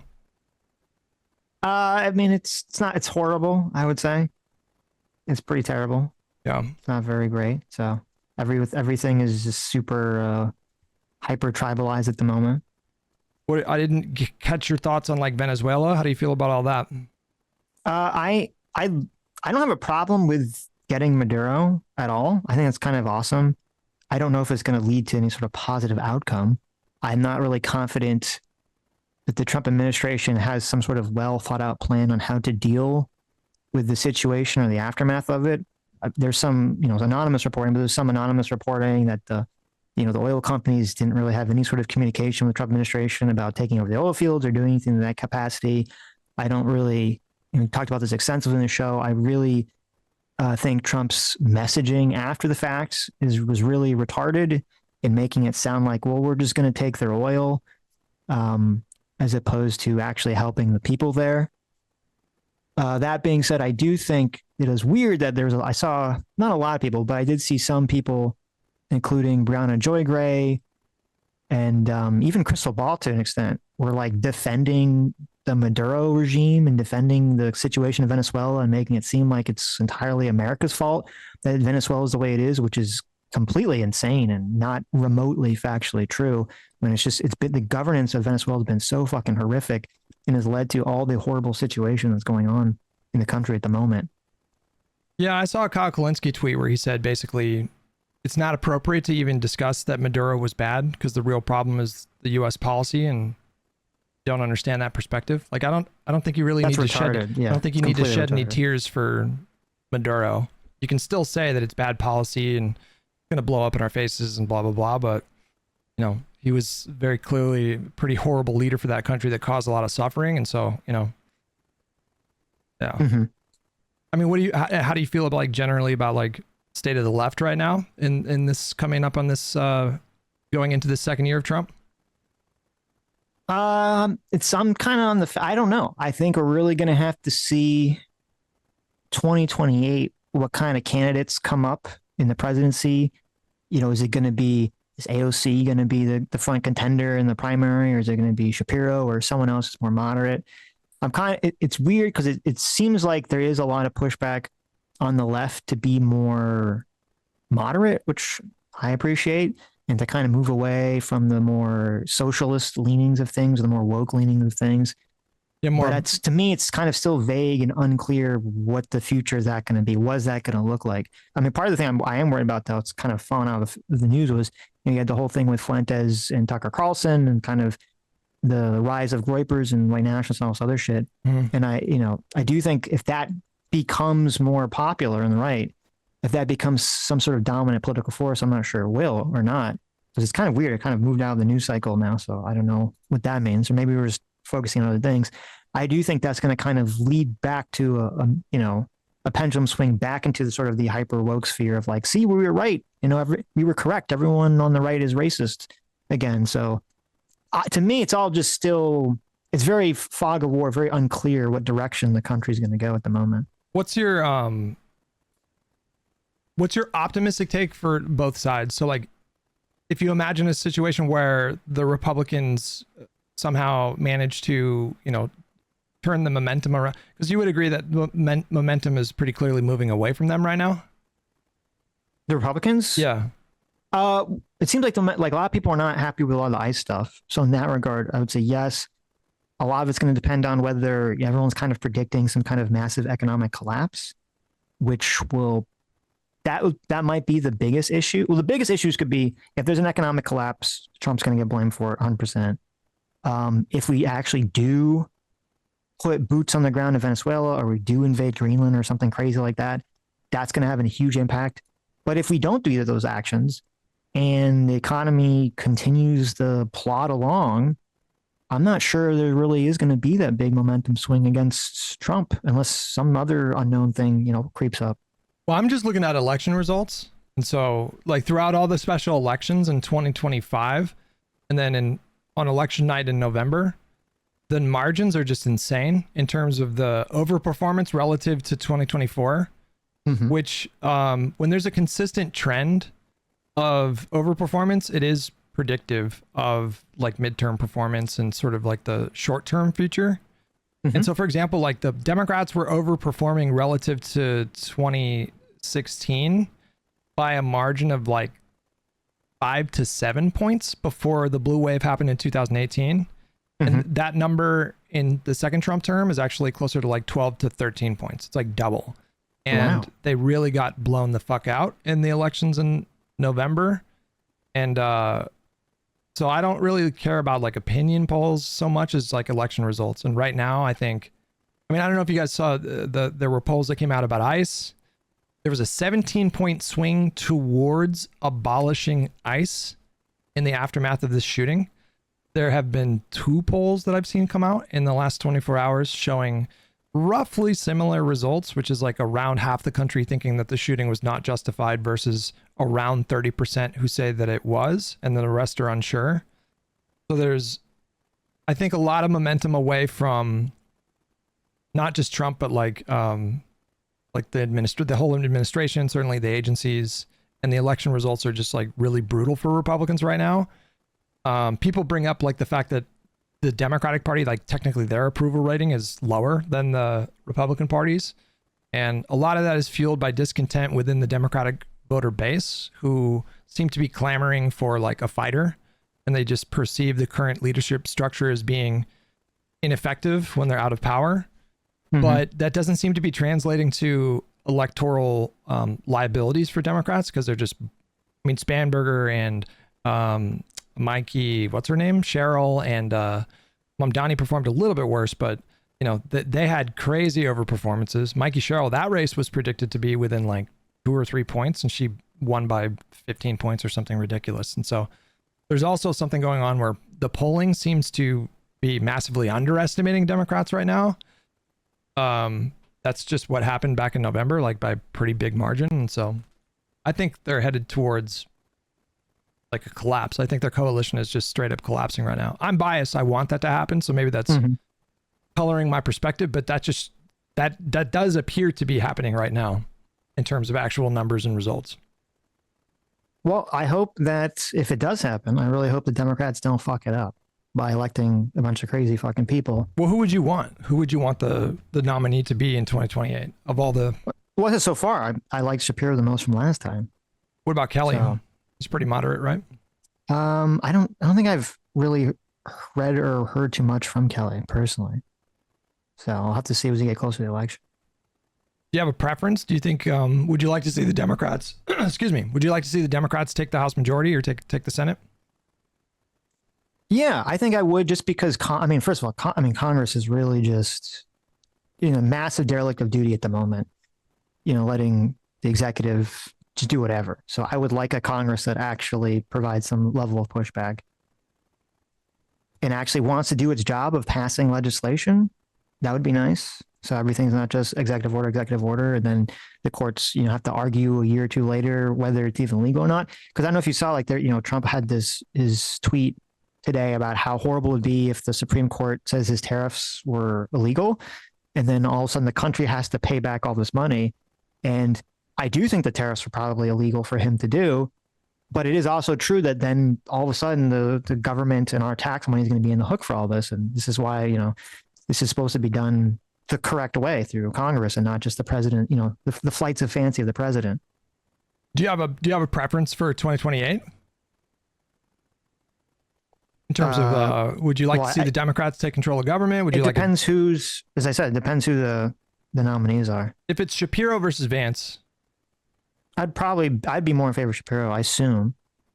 I really don't like JD Vance, so. Adam, you've been really quiet. You have thoughts? Did he walk away? Does he? I saw him in the chat. On the midterms, I have not really dove into it. I'm curious about it, though, obviously. It looks like you've looked into some polls. Well, the polls, like, I think show, like, on the generic ballot, we're seeing like a kind of consensus in the aggregate around like plus like 6 to 8 for Democrats. But again, the polls seem to be like, I don't know if you guys agree, but the pollsters seem to have figured out how to weight things better, because in 2024 the polls were actually pretty fucking good. I think they were the closest to the actual results since maybe 2012. And for whatever reason, maybe it's just people stopped using landlines, plus Trump just being a pretty chaotic force. But the polls were having trouble like figuring out how to weight to account for him, but they figured it out. And I don't know, I'm just speculating, but it seems like those kinds of models that they're using when Trump is on the ballot don't work all that well when it's an off presidential cycle, he's not on the ballot, because they are just demonstrably like massively underestimating Democratic strength. Democrats just keep blowing out the projected margins. And so, yeah, it's not great. It's not great. I mean, like, and now you have a lot of Republicans that are talking about retiring. There's some reporting that up to 24 Republicans could announce that they're retiring in the next couple of months. We'll see if that plays out. But certainly, I think a lot of Republicans feel that they're headed in a pretty bad direction. This is what I hope. Okay. I'm tired of the memes. I'm tired of we exist in a political environment where everyone gets to say, like, it's just a meme. It's not happening. I'm just trying to trigger the other side. Yeah. I want Donald Trump to try to force our military to invade Greenland so that we can all everything will be out in the open and we can all take our stance. Okay, that's what I want. I'm tired of us all existing in the realm of the memes. Okay, let's just all put our cards on the table and see where everyone's standing at the moment. You want hopefully that will be the future. You want like a reverse rally around the flag kind of thing. Like yes, that'd be nice. Here, let me ask you. I would take an executive order against lip injections. That's what I want. There you go. Oh, that's bold. I gotta figure out for taxes this year. Is super chats going to be tax free? No, because they're not. They're not considered tips the way that we get them. Oh my god! Did you already try to do this? Yeah, I have to claim my tips on a Schedule C. I don't know how you guys do it, but the way, because there's an intermediary like the YouTube super chats, that I looked into this and that prevents it from meeting the legal sort of classification as tips, even though they are tips. I'm gonna ask my tax guy. Okay, I'm gonna say, hey, try to get me to not pay taxes, please. Well, he did help. I mean, Trump did help YouTubers and streamers out a lot with the tax cuts in 2017. Well, depending on, I mean, for like most content creators, because they allow small businesses basically to deduct like $20,000. That wasn't possible before. So that covers like most content creators by far. I did say I promised that my little avatar has to wear a MAGA hat if super chats become tax free. So we'll find out. I don't think it's when I looked into it, I think I asked my accountant and he said it doesn't. Okay. So let's see. Let me read you some questions and comments for our conversation. All right. If you're up for that. Okay. Yeah. Joshua for $20 says, Hutch saw the She Thick as Hell clip you were talking about on Sunday on PKA. They showed the clip at 1 hour and 28 minutes on that episode. You saw someone was talking about an ICE agent thick as hell. Yeah. I don't know if somebody added that line in posts, but yeah, there was a pretty funny clip of somebody talking about a ICE agent with a fat ass. Okay. Lieutenant Sasquatch, thanks so much for being free. Was here for 15 months. Says the video shows the entitlement main character syndrome of the left. They think they can just do things with zero repercussions, no matter how dangerous. I don't think that there should be no repercussions for like fleeing. If she would have fled, and I would have obviously supported charging her with fleeing arrests. Like I don't understand how your viewer walked away with that impression. Well, I would think, I guess the idea would be if you thought there'd be worse repercussions for disregarding law enforcement, then you wouldn't do it, right? You would just get out of the car. Like a rational person would, but I don't think she acted rationally in that moment. Okay. Yeah. Well, I think that's what they mean when they say they have like main character syndrome. Oh, like the woman had? Yeah. Oh, I can't speculate. Maybe, but like, or maybe she just, I don't know. Her wife telling her to drive off was, I thought, really, really bad. That's crazy. What she? Yeah. I mean, she's, to me, like, that's so damning. Like, she's not even. The driver's in such a state. Her wife can't even get in the fucking car. She's like, just leave me. Like, what do you mean to leave you? Like, that's a crazy thing to do. Yeah, that was bad. Ace for $7. Thank you, Ace. Says, good episode. Hutch should be on the show more often. And the issue, first and foremost, was Trump not allowing an investigation and trial to occur. Worse, ICE shouldn't have been there in the first place.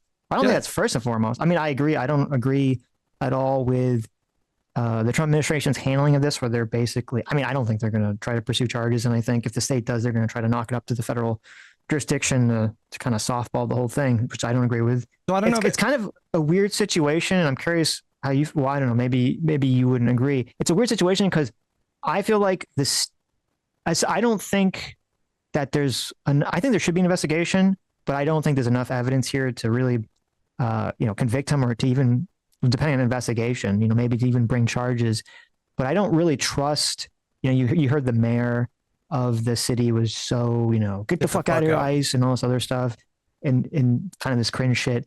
Like, I don't trust either organization, the local government or the federal government, to do any sort of objective investigation into this situation, because both of them seem so biased in opposite directions to either nail this guy or let him go free. Well, I don't know how you feel about our judicial system, but my opinion has changed over time. I actually think our judicial system is pretty fucking good. So it's kind of difficult to drum up charges and secure a conviction, like Rittenhouse, Comey, Letitia James. It's not as simple. Maybe you're right. Maybe the local authorities in Minnesota are going to be, biased, and that would influence their prosecutorial decisions or the way they handle the case. But well, you agree? You agree that even though Rittenhouse was let go, that bringing that to trial seemed ridiculous and very politically motivated. Yes. So yeah. That's what I'm saying. I could very well. That's why I don't really have a lot of. I agree that I might have faith in juries, but I don't have. Well, sometimes I don't know. I do have faith overall in the judicial system, but I don't have faith in situations like this for it to not be very the investigations and the charges to be very politically motivated on both sides. Anytime there's something like this with a ton of national attention, unfortunately, it's the case that oftentimes politics does influence these kinds of decisions, and I think that that's bad. But I generally have faith that it's not a simple thing to just say, we're going to come up with some pretense to throw this person in jail. We actually have pretty robust protections here, and Kind of difficult to do that willy-nilly. Mhm. But to your point about like the investigation, I don't know if you read the reporting, but there are now 6 attorneys that have resigned in protest at DOJ because reportedly DOJ is, they're saying reluctant. Federal attorneys Yeah. or DOJ attorneys. Yeah. They're Mhm. saying that DOJ is reluctant to investigate the actual shooter and they're trying to focus on the widow. They're focusing on To like bring charges against her Yes, because she yeah. said to drive. Yeah, That's- that makes sense. They would do that. Yeah. I mean, that's kind of crazy though. Yeah, I don't agree with that. Like so. optically, I don't think Well, that's they- going to go well for them at all. Optically, I don't know. It's hard to tell. Well, it's hard to tell because obviously the internet's pundit class will probably cheer it on. I don't know if the actual half of the country that votes red would cheer it on. So. Yeah, that's why I mean when I say it would be optic L for them to like Yeah. charge a widow, you know, like even if you think she committed a crime by encouraging her wife to leave, I think like discretion, most attorneys would not in that moment take that course of action. It's hard to tell, and it's kind of blackpilling when I think about the like political optics because it seems like, yeah, a lot of like people, I think most people in the country are moderate and they are not in favor of actions kind of like what you're describing. They're not in favor of like hyper partisan actions, but they're not really the ones that move the conversation or control the conversation, even if they're majority. I think it's really the pundit class on both sides.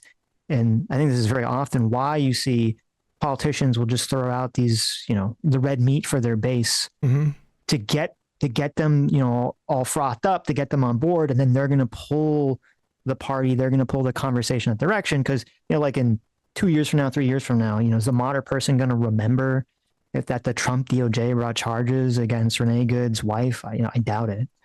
It's hard to tell like what stories are going to stick and what aren't going to stick, but yeah, there's just a deluge of news now. And so it's just, I mean, the Charlie Kirk news cycle was like 2 weeks. I was convinced that was going to be like 6 months and it was just barely a blip.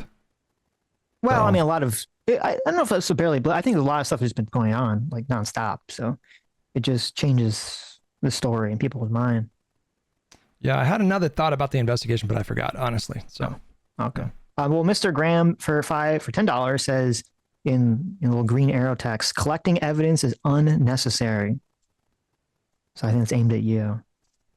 I disagree. Okay. I don't know what think it's that's. necessary? I don't know what that's in reference to. What? It's in reference to him saying that he's interpreting your viewing of how the guy was filming her as ISO was collecting evidence. He's like mocking your take on that. No. Hey, so there's like a couple angles to this. I'm glad you brought this up because I wanted to get into it, but we didn't. The fact that he felt, for whatever reason, let's just assume the most charitable good faith interpretation that he was honestly just trying to be as comprehensive as possible in gathering evidence. I find that a bit unbelievable, given that he could have done a better job and captured more of the event by positioning himself further back. If you're trying to collect evidence, that would make sense. But let's just assume, you know, he was acting in good faith. Okay, congratulations. Like, you've just laid out the justification for fucking body cameras, which, by the way, 90% of the country support every law enforcement officer wearing body cameras. Joe Biden implemented a policy when he was president that mandated that all federal law enforcement officers wear body cameras. This influenced the like broader policing effort in this country, because now I think most cops in the country wear body cameras. But Donald Trump, in his infinite wisdom, decided to end that policy. And I think there's a good chance that if this guy hadn't been distracted by trying to film with his phone, if he had an operational body camera, maybe he would have made better decisions. Maybe he would have been better focused in that moment and remembered his training and not been as careless as I perceived him to be. So that's a whole other angle to this. I don't know how you feel about it. Do you agree? Would you like to see all law enforcement officers wear? All law enforcement everywhere for any level of law enforcement should always have a body camera. Yeah, Yep. It's crazy to not have that. I think it's hard. It's really, I haven't really seen anyone publicly argue against that. I mean, that seems like, what is the argument against that? That seems crazy. If you ask cops, I think a lot of cops would say it has like a chilling effect and it makes them second guess their instincts. And I feel like a lot of them say that at first, but then it seemed like once they all kind of got used to body cameras, like actually this is super useful for us. There's so many times you'll see people like lie about the interaction. And it's like, well, you're on camera, so there's been a ton of exculpatory body camera footage just in the last year of people like running at cops with knives. Like I've seen like hella justified shootings because of body cameras. So yeah. Brian for $5 says, so is Hutch saying law enforcement shouldn't shoot someone driving into them? That has always been lawful under that scenario. I don't know about lawful, but like, how does it make any sense to do that? Does that like, what would create more safety for the officer in that moment? Trying to make an effort to like all of their attention and focus, making an effort to get out of the way, or shooting the person and the car is just going to keep going forward. So like, it's just a practical question. Like, how does that make the cop safer by shooting someone who's like 2 feet in front of them, who's driving towards you in a car? Like it's safety. If it's all about safety and protecting the cop's life, that's seems to be a really bad decision that you would make. Well, it all, I mean, obviously it would depend on a lot of factors too. Like how much distance do you have to move to clear out of the way of the vehicle? Because obviously if you already have, especially if you already have your gun drawn, you know, the time it takes for you to squeeze your finger is going to be substantially less than to move your legs in one direction to try to dive out of the way of a moving vehicle. But even squeezing that trigger, like, how does that help you? The car's because often people do, as you said, sometimes people dead weight on the gas, but very often they don't. So even if you do get hit, you know, the car could be slowing down or could stop. So you're not gonna get hit as bad. That's kind of hard for me to believe because if you shoot, especially if you shoot someone in the head, there's no way their foot is going to transfer from the accelerator to the brake. We've seen, as I said, I've seen videos. We've seen videos of cops being dragged by people in cars and they shoot the driver and the car stops. I would have to see the videos that you're looking at. I'm just my understanding. Well, you could look up the Barnes Felix video. You could look up, there's another one. I'm trying to remember what it was. I don't remember the name of it. Someone in chat probably remembers. That's kind of related to this, where there was like a woman in a car and she had been shoplifting and one officer's in front of the car and one's at the side. Yeah. And he was acquitted. Yeah, he's like actually gets on the hood of the car and he shoots her. I mean, and that makes her stop driving. So I mean, a jury acquitted him, but I think that was a really bad decision that he made. No, it was for a bad decision being in the front of the car, but I'm just saying he shoots her and it makes her stop driving. So definitely it's not outside the realm of plausibility at all that you shooting someone is going to make them stop driving. I think generally speaking, just the danger of that happening tells you right away that the policy is in many places and should be everywhere to get out of the way, focus on getting out of the way instead of shooting the driver. Because I'm assuming that is the policy. And I would agree with that. That does make sense, but sometimes you're not in that situation for whatever reason. Yeah. I mean, I get like, if the car's like 50 feet in front and this person has like a nuclear bomb that, you know, like you could, then there are, you know, like, so I don't like as look at that. But I'm just saying that there would be some exceptions. And when I looked at a few different policies over the week and like all of them basically said the same thing where it's like, it has to be an extreme situation, basically. Like there has to be like a uniquely high level of danger that would justify shooting a driver. Otherwise it's not. Well, let me ask you a question. Because so that story where the police officer is standing directly in front of the vehicle and they're talking to this woman for like a good amount of time too. So I think that's like way more justified than even this.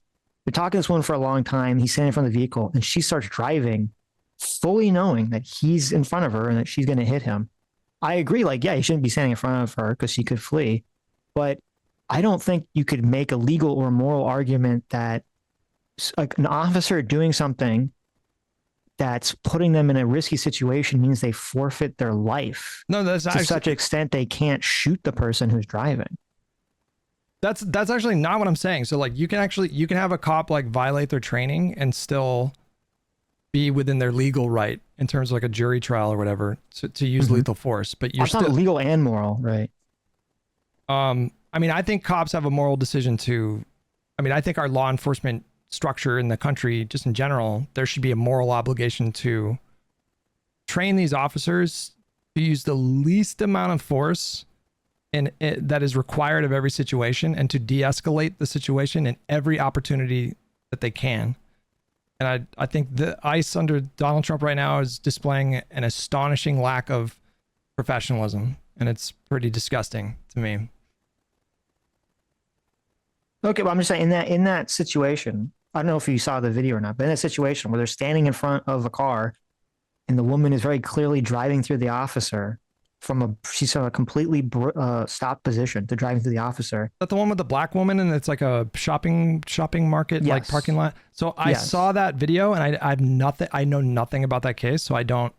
Okay. I'm not dodging you, but I just don't know anything about that case. I know he got acquitted, and I know he also violated protocol when he stepped in front of the car. But I guess I could just, laying out, because there could be, so we'll say hypothetically, you have a situation where there's a woman in a car, they think police officers think she's stealing. One is at the passenger window trying to get her to open the car. One's standing in front of the car. And then she makes a decision to go from park to drive and to drive through the officer. So much so that he's like actually pushed onto the roof of the car. Do you think it's wrong for him, or illegal for him to shoot her and kill her to get her to stop, or attempt to get her to stop? So I don't want to co-sign anything you're saying about this particular case. Yeah, not about this case, just this hypothetical scenario. No, but what I will say is that the protocols don't say that it's never okay to shoot a driver. So you can conceive of some situations where maybe it makes sense. Like if there's a brick wall, behind you or whatever, and you don't think there's any, like maybe that, and this person is, has the nuclear codes going to go off in like 5 minutes. Well, no, it's someone that's accused of shoplifting and they're driving into you. You've made the decision to stand in front of the car, which is not the right decision, but you're in that situation.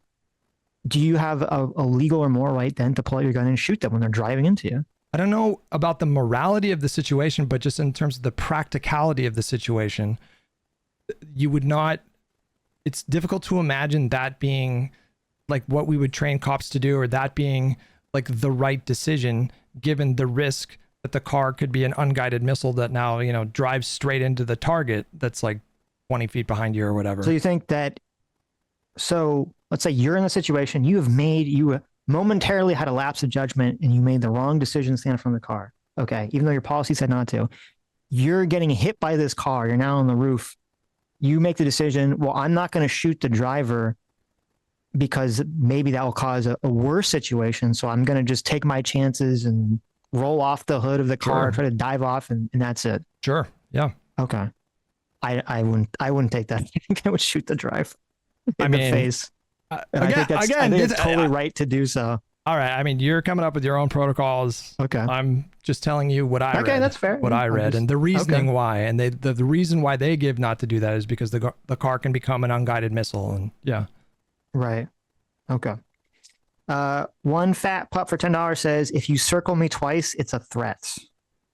I think he was very obviously taunting her, trying to intimidate her. There's no... You didn't say anything. Hang on. You don't have to say things. You understand, you can intimidate people with your body language, with your presence, with your motions, with your positioning. You don't have to use words to threaten someone, right? What does it matter if he's intimidating her? What does that mean? It's unprofessional. What are you doing? Why are you doing that? Okay. Just do your job. Why is it his job to intimidate people, or is it his job Well, no, to... I think again, we just disagree. You've interpreted that he's trying to do some sort of intimidation tactic. I'm interpreting that he's trying to get a picture of her face and her license plate. Yeah, but your interpretation doesn't make any sense, respectfully. It makes perfect sense. No, it doesn't, because if you're trying to do that, you would back up and fucking zoom in with your 4K, 2026 iPhone. I don't think 50x. Come on, bro. I don't think that's the case. Pull out your phone. I think if you're going to make the argument that like 10 feet away. He wants the full scope of the situation, assuming that video that doesn't exist, then I agree. Yeah, you need a wider frame. But I think it's very reasonable to think that all those cars have dash cams and they'll have video, a wide view that shows her blocking traffic, shows the entire situation and lead up to it. So what he's doing is he's filling in the gaps, which is I want her face and I want the license plate, something that wouldn't be available from the dash cams. And maybe, in fact, I just thought of it, maybe that is why she was parked perpendicularly, to make it more difficult for them to see her license plate. Because if she had just parked and blocked traffic in the correct way that the come car's supposed to be, they all see your license plate. Sitch, you're being a bit ridiculous here. How's that ridiculous? I'm going to park my car perpendicular in an open space with the hopes that they can't see my license plate when they can just walk up and just look at it and take a Well, picture. then someone has to leave the vehicle to go do that. They can't just drive by and be like, oh, we got our license plate. All right, you lost me a bit on that one, but we don't need to linger on it. Do you think that you should not lock your door because someone could still break the door down? I don't understand the analogy here. There's lots of things people do that add an element of friction to make it more difficult for someone to do something. That's a comically low level of friction to park perpendicular because now the cop has to walk two steps that way to see your license plate. I don't think it's unreasonable to envision that at one of these resist lib meetings, they're like, okay, guys, you should block the lane, one lane perpendicularly so that you slow them down. They'll have to merge. You're stopping the convoy. And if you're perpendicular, they can't easily see your license plate without actually having to get out of the car and waste an agent's time. I could 100% see some resist libs saying this exact thing. I mean, if you can find me like some evidence that they're training resist lib Antifa wine moms to do this to like hamper ICE agents for approximately 2 to 3 seconds at most, then I'd be persuaded, but I'm not aware of we'll have to get I'm mad because I feel like I should be invited to resist lib meetings and I'm not getting invitations, but I'm like the fucking king resist lib over here. Okay. I think we need what's the guy's name that does all the undercover video? He needs to get James O'Keefe. You need to get James O'Keefe, to send in some hot guy or girl to sneak into the meetings here to find out what their tactics are. That's what we need. Get him on the case, man. If you can, if you can crack the case, then sure. Renoro Zorro was here for $10. Says, how do we know is that the officer did think she would have stopped when he had his gun pointed at her? Is it not an officer's prerogative to detain her once they decide to arrest her?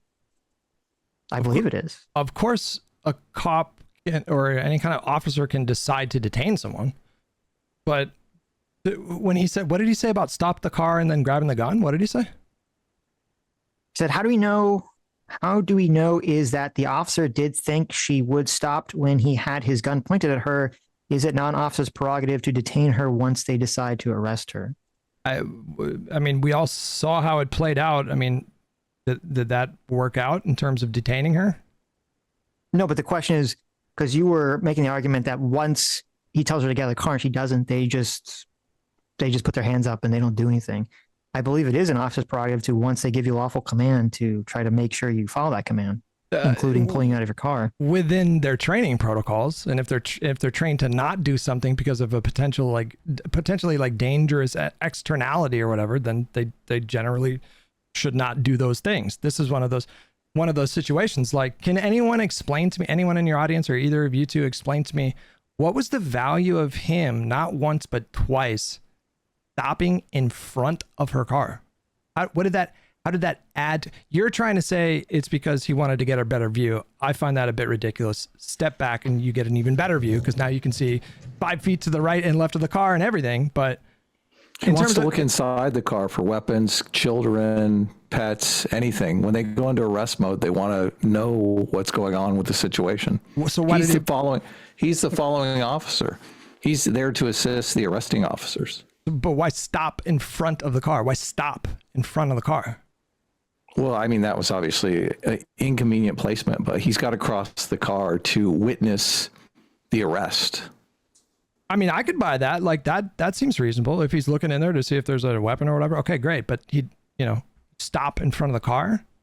I don't know. To me, and again, I'm a bit biased here, but we've seen enough footage from ICE now we already know how this administration operates.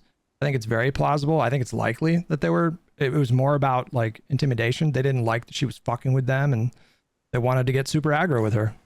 Yeah, but I think that's kind of the problem is there's a lot of priors here in assuming the behavior. I could be wrong. I'm not assuming, like, I'm not going to tell you 100% certainty that that's what happened.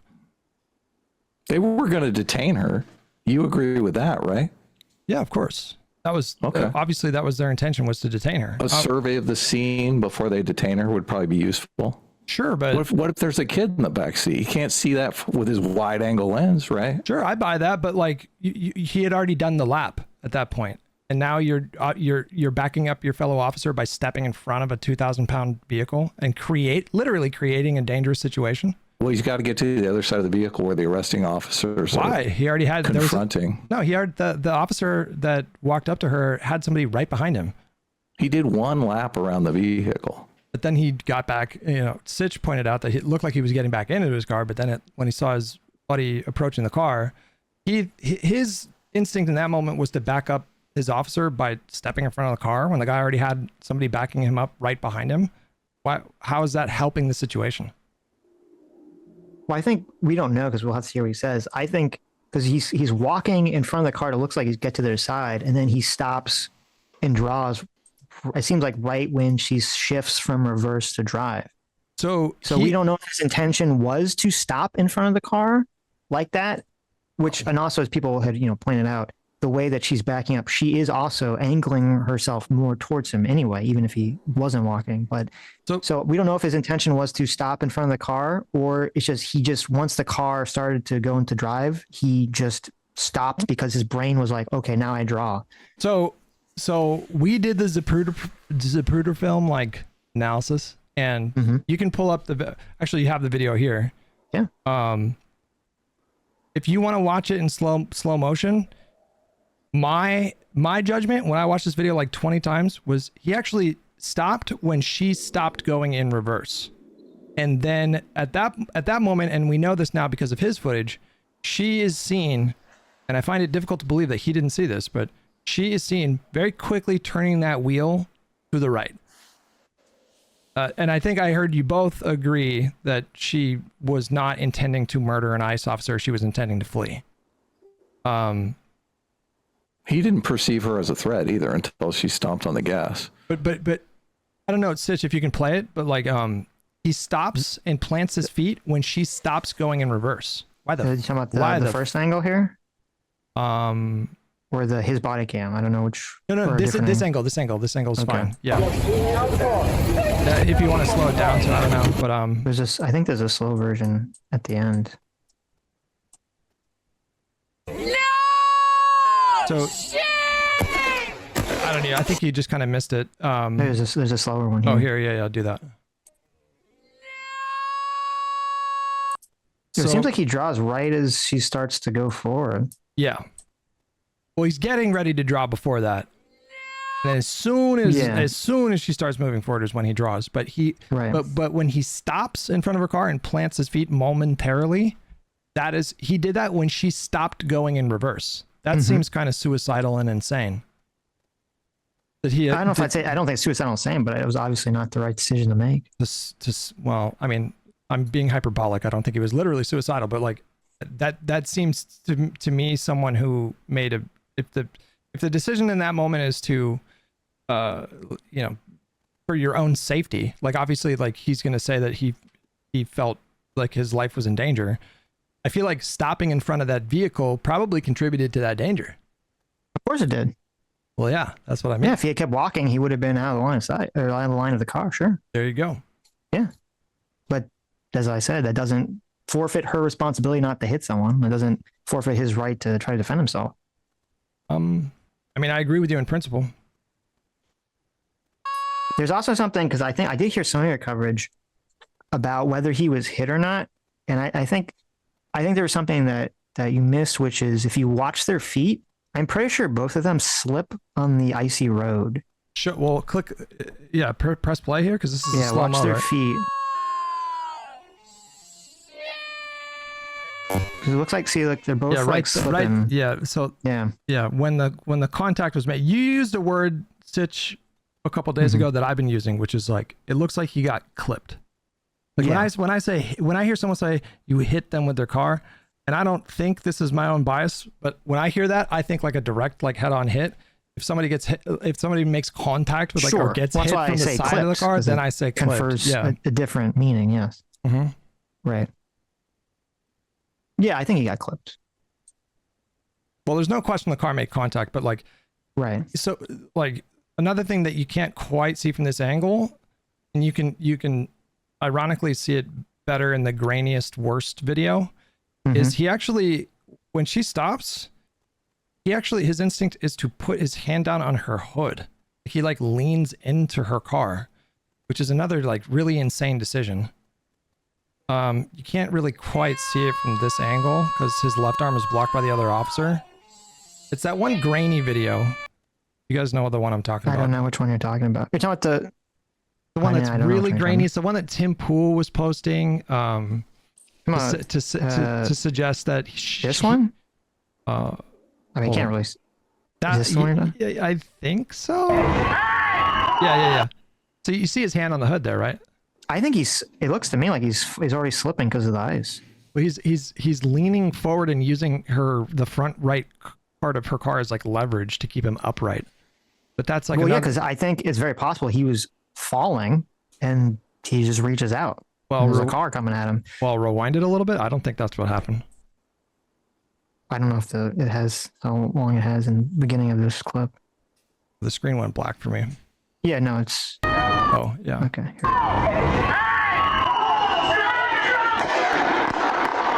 So like Kind of hard to tell. Like, what's going it on is. exactly? It is. I mean, it is. But like, it looks to me like he put Mm-hmm. his hand on, like he put his hand on her car, like even just like very briefly, like momentarily before she even started moving forward, as if to say like, "I'm here, don't go forward." Like, see his hand right there? Like, she's not even moving yet. Then she starts moving. His hand's already on her car. Okay. As I said, it's kind of hard to tell. Did he make the decision like, I'm going to palm the car? Do I agree would be stupid? Is he slipping because it's icy, as we saw him do a couple of seconds later? Or is it just a weird angle and that's not exactly what was happening? I mean, my don't know. headcanon was that he thought that she would not drive if he postured himself as if to say like, I'm here, don't drive. That's very Yeah, possible. totally. But I'm That he speculating. saw him. But I'm 100% agree. But I'm speculating there. I have no idea. Maybe he anticipated that she was going to drive and was protecting himself, or whatever. Well, it's definitely very possible. I think that he stopped and stood in front of the car and drew because he's like, okay, I want to try to prevent her from driving, either because I want her to not escape or I want her to not drag my partner down the road the way I was dragged. That's very possible. It was not the right decision to make, but again, it wouldn't forfeit his right to shoot her or to defend himself and forfeit her responsibility not to drive so recklessly. If she escapes, will local law enforcement help apprehend her? I don't think they will, because I think in this situation, ICE is not getting aid from local law enforcement. So all the rules around letting the person go basically are for situations where you control local law enforcement. You got a helicopter, you got multiple units, you can do a lot of different things, right? Well, I mean, so I don't know much about Minneapolis PD. I don't know much about the politics of like law enforcement in that city. But sanctuary policies don't extend to citizens. So like the sanctuary policies just mean that the cops are not going to spend resources and time and manpower assisting the federal government in their exercising of immigration law. But if there's like a local... then yes, if she escapes, they aren't going to help her apprehend him. No. I said she's a citizen, so like the sanctuary policy would not apply to her, right? So, but I don't know. Right. Maybe the local PD wouldn't cooperate with ICE in that spot. Well, no, I agree with you that he got in front of the car so that she wouldn't escape. Because if she escapes, it's a problem. They don't necessarily have local law enforcement to help them out. So they're in a situation where they have to detain her immediately. I mean, do they have think to, this though? is just... Well, they're in arrest mode. They're going to detain her. Do they need to be in arrest mode over this? I don't know the situation throughout the day, so I don't know what kind of nuisance this person was previously. So I mean, even if she was, I can't really answer that. Like, if this is their first interaction, maybe not. But I'm under the impression it's not their first interaction. I was under the impression that she had very shortly before this dropped her kid off at school. This was at 9:30 a.m. So I heard some people claiming she was harassing them all day. That doesn't really make sense. If the shooting was at 9:30 a.m. and she dropped her kid off at school. Have you seen the interview with the woman who was evidently another one of the ICE watchers that said that she was the lead car? That led me to believe there's multiple cars involved. I have not seen that. Oh, No. okay. But I mean, maybe there's something there, but I haven't seen anything to indicate that to indicate that there was like a coordinated thing to block those lanes of traffic, to actually like block them. Maybe something comes out, Well, and I don't know. I don't know how this guy's car got in front of her like this. Like if she's in the road and he pulled around her and pulled up. He pulled around her. She waved him forward. Right, yeah. She waved him forward. No, you're talking about The guy behind him, the following officer. Usually what happens is there is an officer that's going to make the arrest, and then there are other officers who assist. Yeah.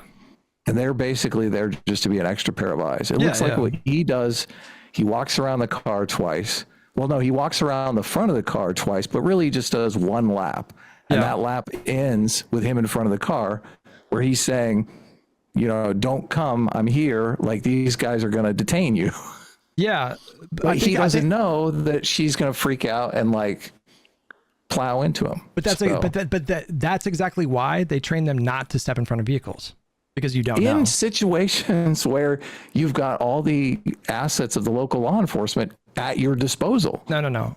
In all situations, like this right here. Basically, all situations. Like you don't know if they're going to hit the gas. It's not a law. It's not a law. It's like a policy, but it's not like you're forbidden to ever step in front of a vehicle. That's ridiculous. I do think there are laws on the books governing how peace officers can interact with communities. I don't know if there's a law in the books about this specific policy, but they have like principles. I think. I agree for safety safety reasons. Yeah, if cops are constantly making traffic stops, they're interacting with cars 12 hours a day, right? It's good to have a policy that they don't get in front of the cars unless absolutely positively necessary. And I can't possibly understand why this was absolutely positively necessary. If she to detain her, keep her in the location that she is. No, I understand, but like, was that absolutely necessary? To detain her, yes. Why? Look, she immediately tries to flee. Well, I'm not talking about like, did she commit a crime? Did she not commit a crime? I'm saying like, was the nature of her, based on everything we know so far, was the nature of her crime such that, or so intense that it required this level of urgency? I see that. I don't know. It's based on what we know. If this is the first interaction, no. But obviously, if it's like, cops often have this switch of flips, right? They're like, I'm going to play nice. I'm going to play nice. We're just having a conversation here. And then they go into arrest mode, right? Like, you fucked up. Time to go to jail. These guys are already in arrest mode. Like, they probably were talking about making this arrest on the radio before any of them showed up. Yeah. We're going to do the arrest. You be the follow officer. Come into the situation. He comes in. He gets there first. He scans the vehicle once. They show up. And their ultimate goal as law enforcement, because it's safer, is to get the person under control as soon as possible. Get them in the handcuffs, then you can slow things down and then talk. If you want to make this a long, drawn-out procedure, it's going to be more dangerous for the public, more dangerous for them. So that's what they're doing. No, I understand. I agree that the process of the decision-making process, like a lot of it is instinctual. Like the cops will just kind of instinctually form a perimeter to support their partner. I think that's what the shooting guy did. Sitch pointed out that initially he actually had gone back to his car. And then he might have just been putting something in there though, or grabbing something. Maybe, but it looked like he saw his fellow officers approaching to do an arrest, and that's when his instinct was to like support them. They have radios; they can talk to one another in the car. Yeah, but these things happen very quickly, and they don't always communicate. They don't always get on the radio and say, "I'm going to do an arrest." Like there is kind of like a natural formation that happens. They are trained to sort of form a perimeter around like these officers, and so it's just as likely that he saw them approaching and his instinct kicked in. We're speculating, but I would speculate. Yeah. I would say 90% speculation here, or my belief is 90% that they were in arrest mode, that they had communicated with this before this interaction. They had decided who was going to make the arrest and who was going to be assisting, who was going to do the paperwork, and who was going to go about their day. Maybe, but I don't think it normally happens like that, to be honest. I think one of them makes a decision and they don't like, well, I'm just telling you what I'm not, listen, My dad being a cop doesn't make me an expert in fucking. You should talk to your dad about this. He could inform you about the situation. I think I would talk to my sister before I talk to my dad. Oh, you don't talk to your dad? No, we talk, but he's very political in the other direction. So it's not. Oh, okay. So that's why you don't talk to him about it. We avoid politics. So we can get along. We just don't talk politics. Well, I have a bro that is a cop that I did talk to about this, so I could get his feedback. So yeah, ask him. I did make some wrong assumptions on our Sunday stream. They usually, whenever there's a shooting incident, they usually don't interview the person immediately. They do a quick on the scene type report, but obviously it's a heightened situation. If you've ever been in a car accident, I have. You're like kind of freaked out. You're going to sleep and you're like replaying it in your head over and over again. So because of that, they actually do the interview a few days later. And the interview is usually like an investigation. The person is being investigated for homicide. Yeah. Whether or not it's accidental or if they've done anything wrong, that will be part of the investigation. So yeah, and a lot of agencies have similar protocols. So like if a pilot gets in a minor accident or whatever, they'll immediately pull the pilot from duty and interview them at some point to get their perspective. Sure. Yeah. So the shooter probably hasn't been interviewed yet. Like he might be interviewed today or maybe tomorrow. When did the shoot take place? Friday, right? Thursday, Friday. Right. It was Thursday. Yeah, I think. Okay. Collins Effect for $5 says, Hutch, you are 100% responsible for your actions. If she made one different decision, would we be having this discussion? That is all that matters. I mean, I think that's right. And if this situation had played out in the way that I think it should have played out, then I would support consequences if she fled the scene. I would not be rooting for local law enforcement to not arrest her. Like, I think people are accountable for their, like, if you're going to do any kind of civil disobedience, like nonviolent civil disobedience, obviously this situation escalated, but up until that point, we're talking about essentially, if we assume or accept that she was breaking some traffic law by being there, or that she was intentionally trying to obstruct traffic, like, I don't know about you guys, but there's like a rich history in America of civil disobedience. And so as long as people understand that there are consequences for that, like, that's why I had such a problem with a lot of the college protesters, because, you know, at some point, obviously the police were going to move in and break up those encampments. And it's like, you should expect that that's going to happen. If that, of course, you know, the model from the civil rights movement, which I think is a really good model, is complete nonviolence. Like, and so you accept those consequences, right? But this consequence, I think, could have been avoided. If they had help from local law enforcement, they probably would have let her flee. But local law enforcement is probably going to give them the finger. I wouldn't be so sure about that. I mean, I don't know much about Minneapolis PD, but a lot of cops are very conservative. A lot of cops are very conservative. I don't know. I would guess probably. Yeah. There's all these videos of the chief of police and whatnot saying these people shouldn't be here. So look, and there's a lot of people who are saying that the reason it has become so dangerous for ICE is because local law enforcement is not turning the people over at the courthouse. Because usually when they pick them up, they can find out if they're legal or not, and they could just hold them for ICE, but they're releasing them into the community. So ICE is forced to go out and get them in the community. Well, this would turn the debate into the merits of like sanctuary policies, but I mean, surely you would still makes the case that local law enforcement is not aiding them, right? Yeah, I mean, that's a separate issue. That's a policy that a lot of states and blue cities have, sanctuary policies. Yeah. Okay, so if local law enforcement does decide, okay, we're going to help ICE, then these guys let her go. They're like, we'll get her on the helicopter. I mean, we're doing a lot of speculating here, but I mean, maybe. But well, I don't think this would have happened in Texas because local law enforcement would be involved already. I mean, I don't think this would have happened had Donald Trump not surged fucking 3,000 ICE agents to Minneapolis because of a viral YouTube video from a because they don't have local law enforcement aid. They need support. They're like lone wolves out there. No, but you don't think that they sent 2,000 ICE agents to Minneapolis right after that video went viral about fraud? Like, surely you would agree that that's kind of ridiculous, right? Why are you sending ICE to Minneapolis when there are more undocumented migrants in Texas? Like, why prioritize Minneapolis because of fucking daycare fraud?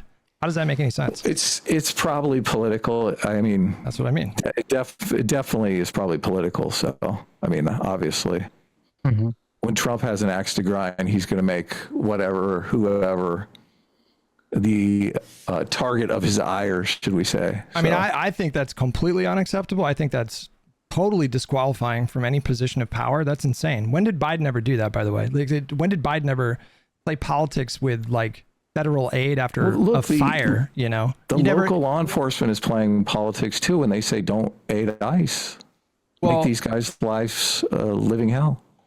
Did you guys think that sanctuary policies are in place to like literally protect criminals, or do you think sanctuary policies are in place to incentivize people to actually report crime, and for because they're not afraid that like people are going to show up and ask them for their papers? I think there's zero chance the latter is why the sanctuary city policies exist.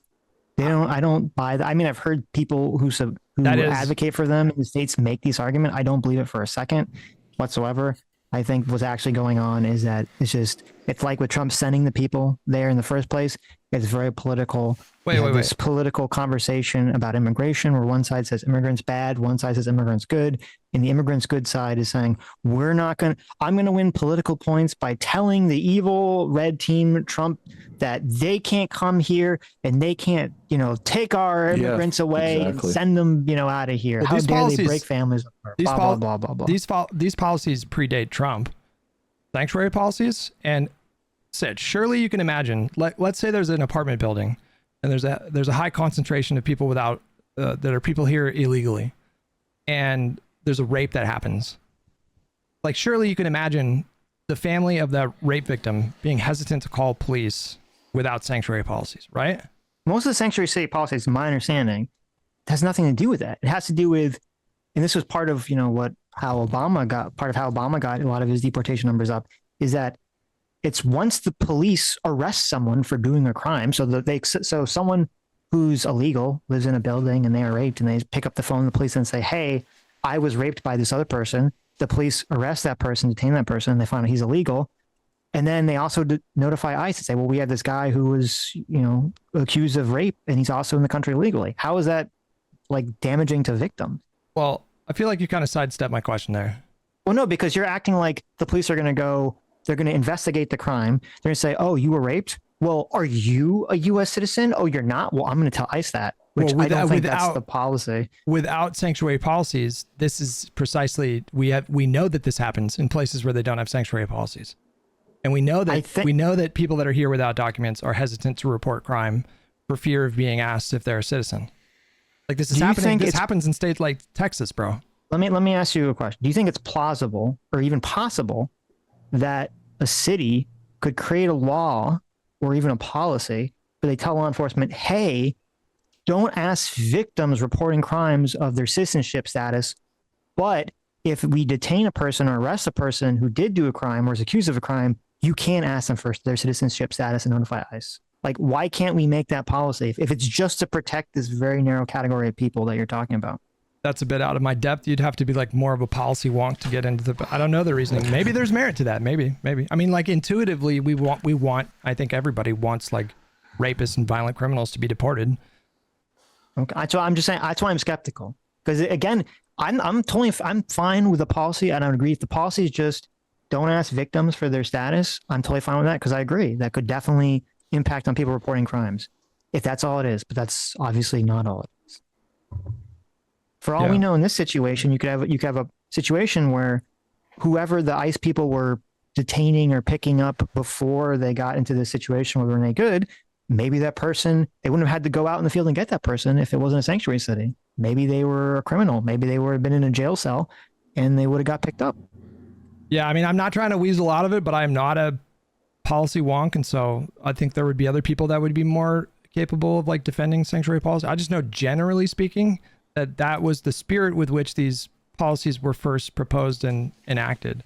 Just because the police were running into situations where the people would get really tight-lipped in terms of like, if they witnessed a burglary, if they witnessed a sexual assault, they would get really tight-lipped around police because they feared that the police would ask them for papers. And so it was hampering their ability to conduct investigations. And we also know like very clearly by now, because we have such a robust data set spanning years, that there's no evidence that sanctuary policies lead to more crime. In fact, there's evidence that there's slightly less crime in some cases where these policies are enacted. It's, you know, when they pass legislation, a lot of times it's kind of like people have different motivations for why they're doing things. So I don't know. I'm sure at the time that whenever, I don't know what year it was, or whenever Minneapolis passed this policy, I'm sure there was someone involved in the process who all they cared about was protecting victims. I cannot for the life of me believe that everyone involved in the process of passing legislation couldn't do the thing that I just said, which should be the most obvious thing on the planet, which is only narrow it to people reporting crimes or potential victims of crime, and that's it. Yeah, maybe there's like merit to what you're saying. I mean, I would be open to that argument. But So, yeah, I don't know. Well, I guess we have to see. But I also want to circle back to or something. they should just change it. I mean, that's the case. Even if they did it with good intentions and they say, oh, we have this like bad consequence, we'll just change the law.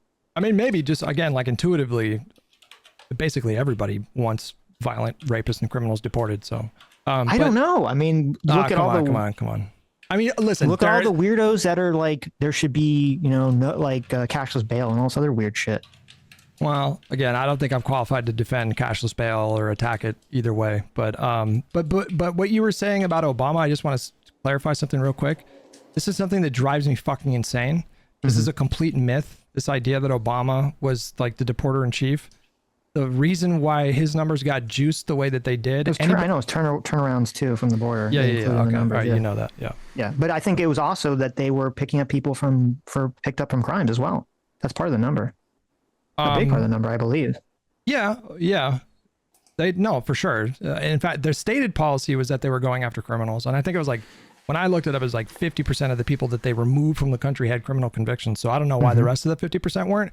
But yeah, they changed the way the deportations were classified to include like people that were turned away at the border.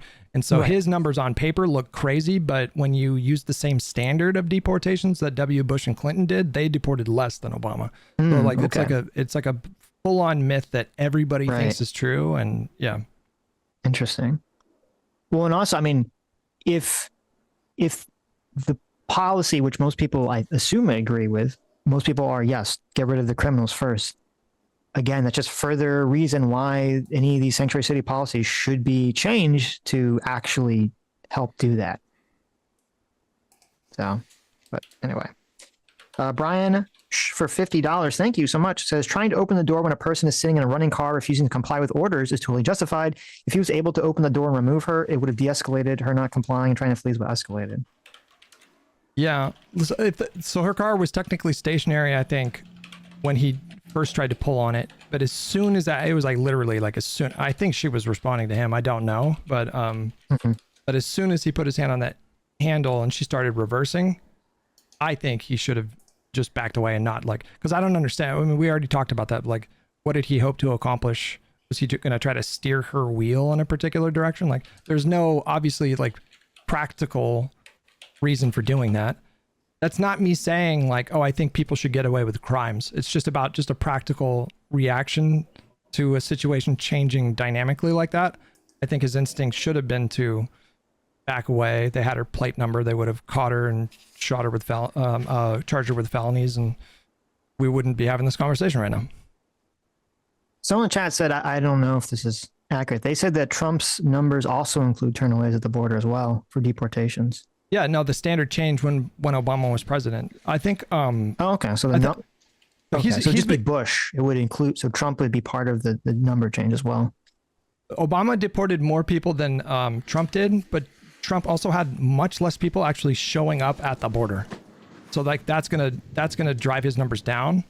I don't know how his removal numbers, like taking people that are in the country and removing them, stack up to previous presidents, but his total deportations are lower than Biden and Obama. But when you look at like border encounters per month, there were just way less people showing up at the border when he was president. So that kind of makes sense, right? Yeah, it's possible. Valman Go for $5 says, according to Hutch, if you're anti-ICE, you get to choose what traffic is blocked and allowed to pass on any street. Is this true? Don't believe that that's true. Okay. Devil's Raspberry for $2 says he wants you to explain why she was parked across the lane. I believe you said you thought it was so that she could see the cars. See, or her wife had gotten out of the car, right? So like she stayed in the car, her wife got out, and so I think what is a plausible explanation was that they rode up, her wife gets out and starts doing the ice watch thing and recording and talking that shit, and then she parked her car in a position that gave her a view of like a very clear view with no window or anything to exactly what was happening. Also, she could have approached, I mean, it was a one-way street. She could have driven down the wrong way of the road and then, you know, positions herself perpendicular to eventually like go That's back. even worse, isn't it? I mean, yeah, sure. I mean, like she might have violated some traffic laws, but I just, what I find really difficult to believe is that she was earnestly trying to block traffic. Like it just doesn't, I don't know how you could reasonably expect to be a hindrance on ice, like blocking one lane of traffic. I mean, that's like a really minor obstacle. We've already gone down that road though. I don't know if we need to. Yeah. Done for 31 months. Thank you. Says the moment civilian car deliberately tries to harass law enforcement, the cops immediately assume you're trying to ambush them. Can't read your mind. A car is trying to harass them? You mean like just the way that she positioned it? Yeah, I think that's what they're saying. The second there's someone who looks like they're blocking in traffic, I don't think it's unreasonable for them to assume that there could be some potential ambush coming. If that were the case, I doubt he would have stepped in front of her car in that first instance. I think he thought she was harmless, and also she had been sitting there for like several minutes. Like if they felt like threatened, why did they run up right away and get her? Well, that leads into Joe the Mick for $5 says that moment, in quotes, it was 3 fucking minutes blocking an entire lane. Stop calling her an observer. Okay. Like sure, she was blocking a lane of traffic. Any reasonable person, like I cannot imagine thinking like, yeah, I'm going to fuck with them and like block them from leaving here while I leave, 15 feet of space in front of me. If he walked up and got in front of the car before he did the assessment, I think that would be insane. But the lady's got her fucking dog in the car. Like he doesn't think she's a threat. Well, say that first part again. What, he wouldn't have walked up if what now? If he walked up and got in front of the car immediately without assessing the situation, without walking around the car and looking for weapons or kids or whatever, right? That would be crazy. But he's standing in front of the car of a woman who has a dog in her car. I mean, you just don't think your life is in danger. I agree. I think he assessed her threat level to be quite low, and I don't think he saw that. But again, that's the reason why a lot of my understanding is that a lot of police departments specifically say don't do that, just because you never know. Like you just don't know if the person's going to hit the gas. So why would you do that? You keep saying that it's like crazy for him to stand in front of the car. I just like, if it's a low threat level, it's not crazy. I mean, obviously the threat level changed rather dramatically, very quickly. So maybe a better word would be like negligent than crazy. I don't know. Crazy is a bit vague. Rights and Difference for $5 says she was the wrong way on a one-way and her wife stepped out. So why couldn't they park on the side of the road and get out? Is there video of that? I haven't seen that where she's coming down the wrong way. I haven't seen any video. I'm just saying, maybe they were already there when ICE pulled up. I have no idea how that started. I don't think we know that yet. But. Okay. Eddie V for $10 says cops filming things is an unacceptable escalation ? As in apparently trying to open a car door if the perp chooses not to comply with orders. Delusional. I really don't have much to add to that. I mean, I don't think, again, I just don't think the way that they escalated that situation was commensurate with her threat level. Okay. So is she a threat or not a threat? At the point that, again, we're all going off of the videos. And so like when I'm trying to assess, like, is there a credible idea that she would have been considered a threat? The very fact that he had done that lap and stopped in front of her car, that to me indicates that at least he didn't really perceive her to be a threat. So the idea that, I don't know, if you're saying that the justification for running up on her was like, oh, we don't know if she's here to like run us over. that doesn't really make sense given his behavior. Maybe the other officers had a different assessment, but that certainly wasn't his, I don't think. Squeeze Louise for $5 says, Hutch, if a car driving towards you and you don't know the driver's intentions, is it reasonable to think that you may be at risk of grave bodily harm? Yeah, in some contexts, sure, but I don't know. Like, so this happened so quickly. It is a stressful situation. Maybe you're going to miss some things, but when we saw his footage, you could very obviously see her turning that wheel. So I have to think that he saw her turning that wheel. I am willing to give cops like some grace when it comes to like really fast and dynamic and fluid situations that change on a dime.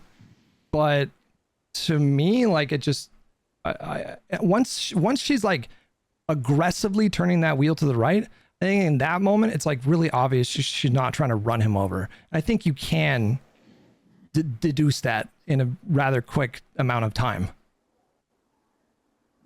That doesn't mean that he was like fully out of danger. That doesn't mean that he can't still make that claim, because obviously they still made contact and everything. But if we're trying to assess her intentions, then, you know, that really annihilates the idea that she was looking to run him over. Sketch for $5 says, textbook example of irrational behavior versus undisciplined professionalism. Key difference is law enforcement should be held to the higher standard. So I think they agree with your position on that. Yeah, that's my exact position.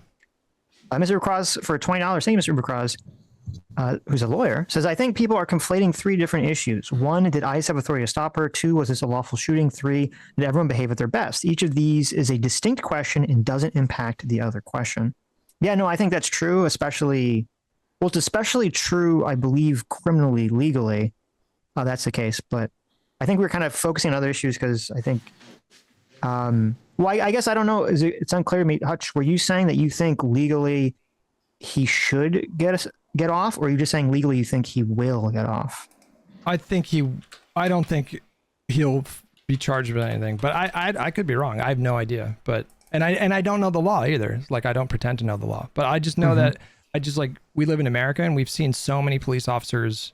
Like, didn't the guy who shot that guy who was hella drunk in the hotel, like, didn't that person not face any consequences? And that was crazy. Do you guys remember that video? Yeah, it was crazy. Yeah. Yeah. I've heard the guy's name. Yeah. You're talking about the guy who's crawling towards him after the big shooting in Las Vegas? And he was hammered, and the guy was giving him crazy, confusing.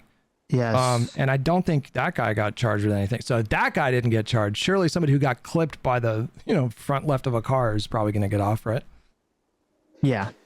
What I don't know. I don't know what the rationale. I mean, I'm sure we could find examples of cops getting hit for lesser. That situation, I agree, was like crazy. I don't really know how the cop got off on that one. So, and you agree and we talked about it before, but sometimes like politics influences like charging decisions, and this has a lot of attention. So who knows? Yeah. But I also want to say though, like, well, I mean, there's not to the Las Vegas shooting. There wasn't. Really not that one, but this one. You guys were talking about like, can the state pursue?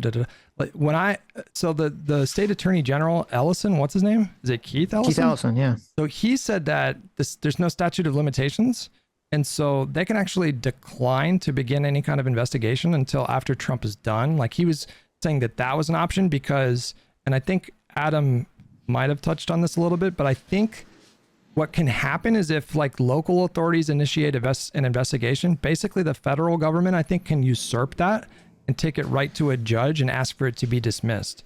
And then that person would be shielded even from state level charges. But I think Ellison was kind of implying that in order for that to happen, like, the process has to start.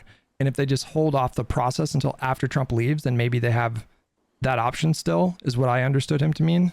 But I think, yeah, I was talking about that. My understanding was the process is the state would bring charges, then the federal government steps in and says, I've read the statute, but under, whatever the law is, it has to be elevated to federal court. And then once they're in federal court, they could argue that his actions were protected. Yeah, they just like invoke the supremacy clause. Right. Yeah, they invoke the supremacy clause. I heard Keith Ellison say that, and that's true. I would be very surprised if they do that, just because I don't know if like the local population would accept that answer politically.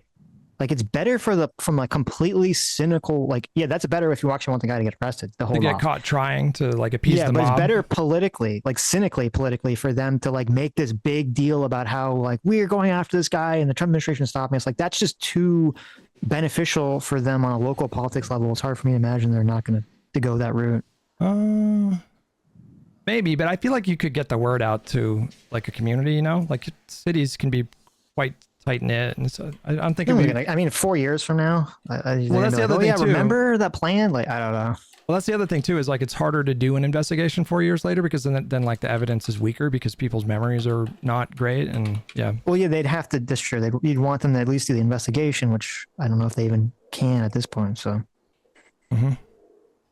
Valmingo $5 says, according to Hutch, if an escaping criminal runs in front of a car, the cop then has to give up the chase. I don't recall saying that. Okay. You would get in your cruiser and pursue them, right? You agree with that the Jacob Blake shooting was justified, right? Yes. Okay. Someone was asking that.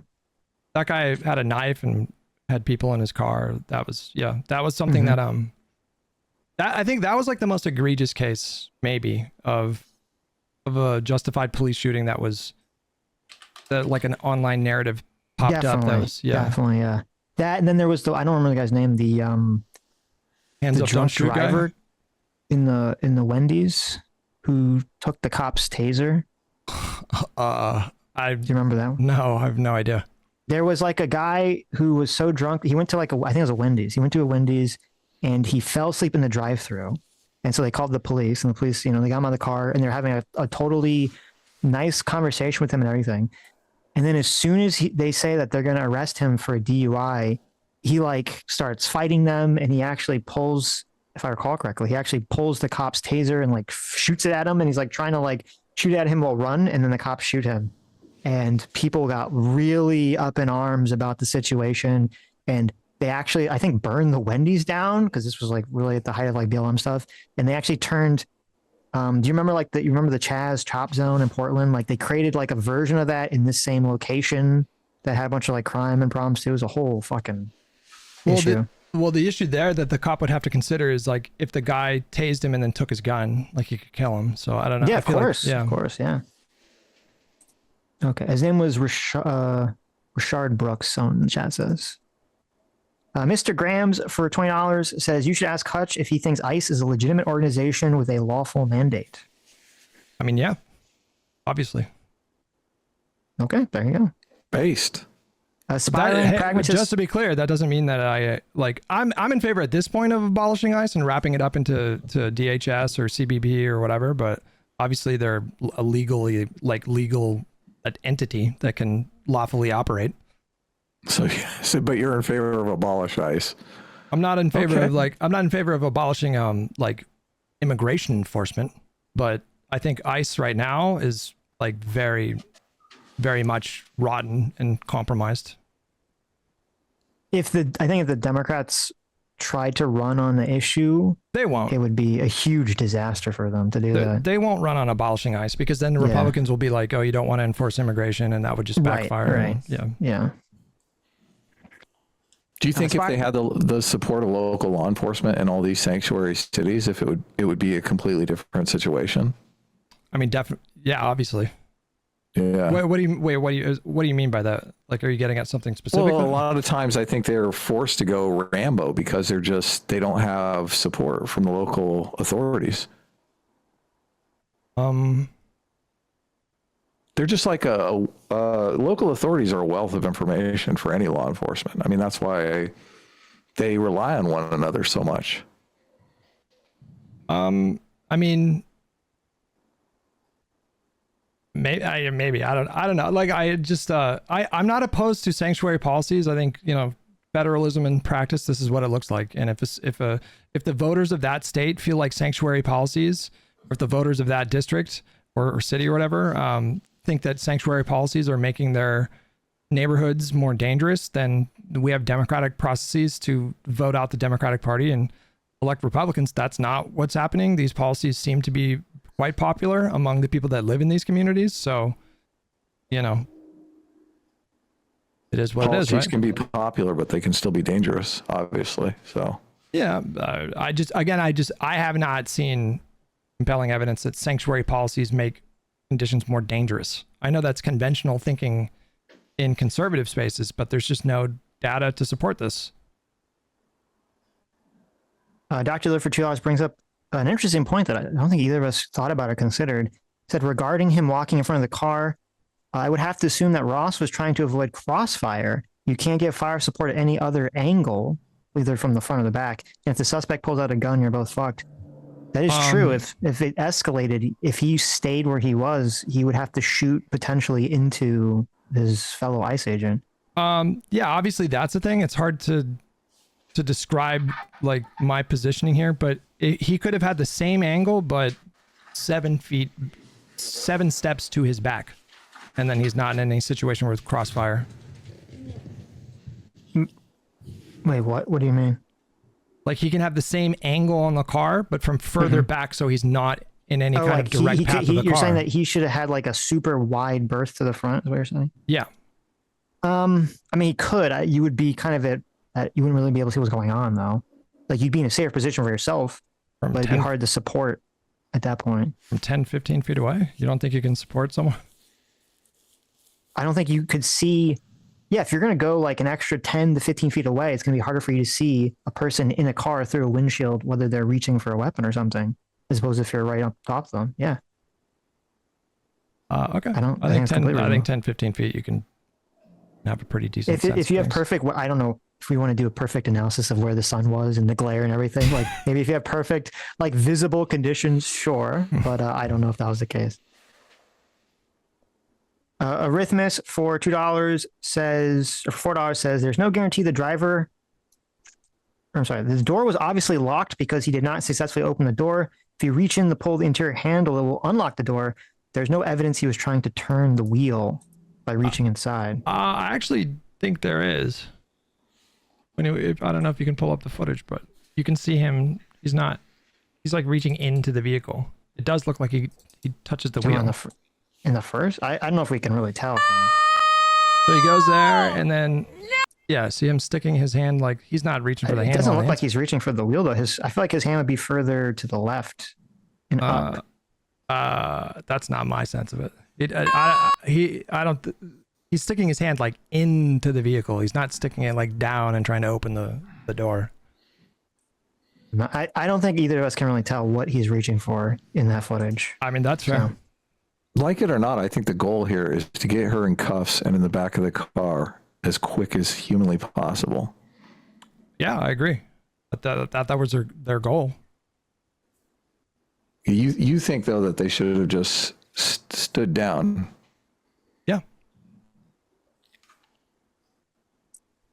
Aspiring pragmatist for 16 months says, trust but verify. Neither parties can know the other's intention. Thus, it's the officer's duty to assess the situation. It's her duty to comply with requests. True. Yep. I can't off the top of my head think of a situation where I would advise someone to not comply with police officers. Devil's Raspberry for Joe says he was not in front when she reversed or repositioned. So I feel like if we look at this angle here, if he just stayed right in the car, then it wouldn't have mattered what she did. Like if he stayed right by the door. Mm-hmm. But like once he's like here, she does, like if he had stayed here, so not in front of the car, even her backing up would have positioned him in front of the car anyway. So I think he's got to get at that point. His goal is to assist the other officers, and he may have to go hands on. So his goal is to get to the other side of the car. He can't just hang out on the side of the car. As agree. Yeah. As soon as she's out on the ground, like he needs to be there to be involved. Okay, but you don't need to stop in front of a moving car. You could. Why didn't you just keep walking? This car is going in reverse. This car is going in the opposite direction. That's a moving vehicle.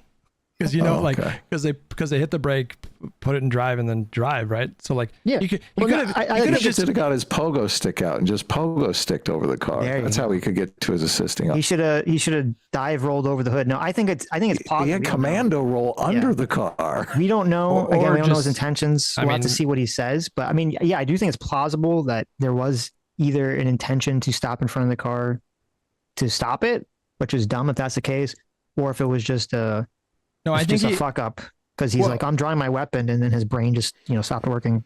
So I don't know what the thought process was. Well, you guys are adding these like ridiculous qualifiers like pogo stick and barrel roll, Commando roll. Come on. We're just a over the little hood. memeing. But Okay. like the other option would be to continue walking in the same direction he had been walking instead of planting his feet as soon as you stop the vehicle. Right. If he was the arresting officer, he could have just started cuffing the wife, and that would have took the wind out of her sails pretty quickly. But he's just there to assist, so he's just. Well, what had the wife done at that point to be put in cuffs? Well, I'm assuming that they were going to arrest both of them, but she's already outside the vehicle, so she's an easier. I don't know if that's a fair assumption. I don't know because I don't know. I didn't see anything that If the you're wife I don't did. know. Yeah, I don't know what their authority is because if you're the passenger, if the problem is blocking traffic and you're the passenger, I don't know if they have the authority to She's arrest out you as of well. the vehicle. You can't arrest someone for guilt by association in a spot like that unless the person was directly involved. Well, if she's involved in telling her stop here, then I guess she'd be involved. But we don't know. I'm strictly saying tactically. Yes. To get the woman not to like take off and start running over children and officers and whatnot. I'm assuming if you cuffed her partner, I think maybe she puts the car in park. What do you guys think? Well, we have this pesky. What do you think, Hutch? Is she going to put the car in park if her wife is getting handcuffed? I mean, or is she just going to bolt out of there? Fuck it. I think your logic is sound. We do have. I'll see you back home. We do have Fourth Amendment protections, thankfully. So. Yeah. Well, look, it's just a hypothetical. Okay. Don't have to bring the Constitution into it. I think if she hadn't been shot and she had fled, assuming they would have detained the wife until they got information about the driver. So. Yeah, I don't know. Look, I'm not sure. I'm not sure putting them both in cuffs in the back of the car. I mean, I want to know, but look, we're not privy to that information yet. I'm sure there's a nice big log of all the radio calls between one another. Renorasaurus here for $10 says, does Hutch just believe cops should ever put themselves in harm's way if it means they have to end up shooting someone? How else are they supposed to enforce the law? Ask the first part of the question again. Does Hutch just believe cops shouldn't ever put themselves in harm's way if it means they have to end up shooting someone? If it impedes their mandate to like protect and serve the public or protect themselves, then you would not do that.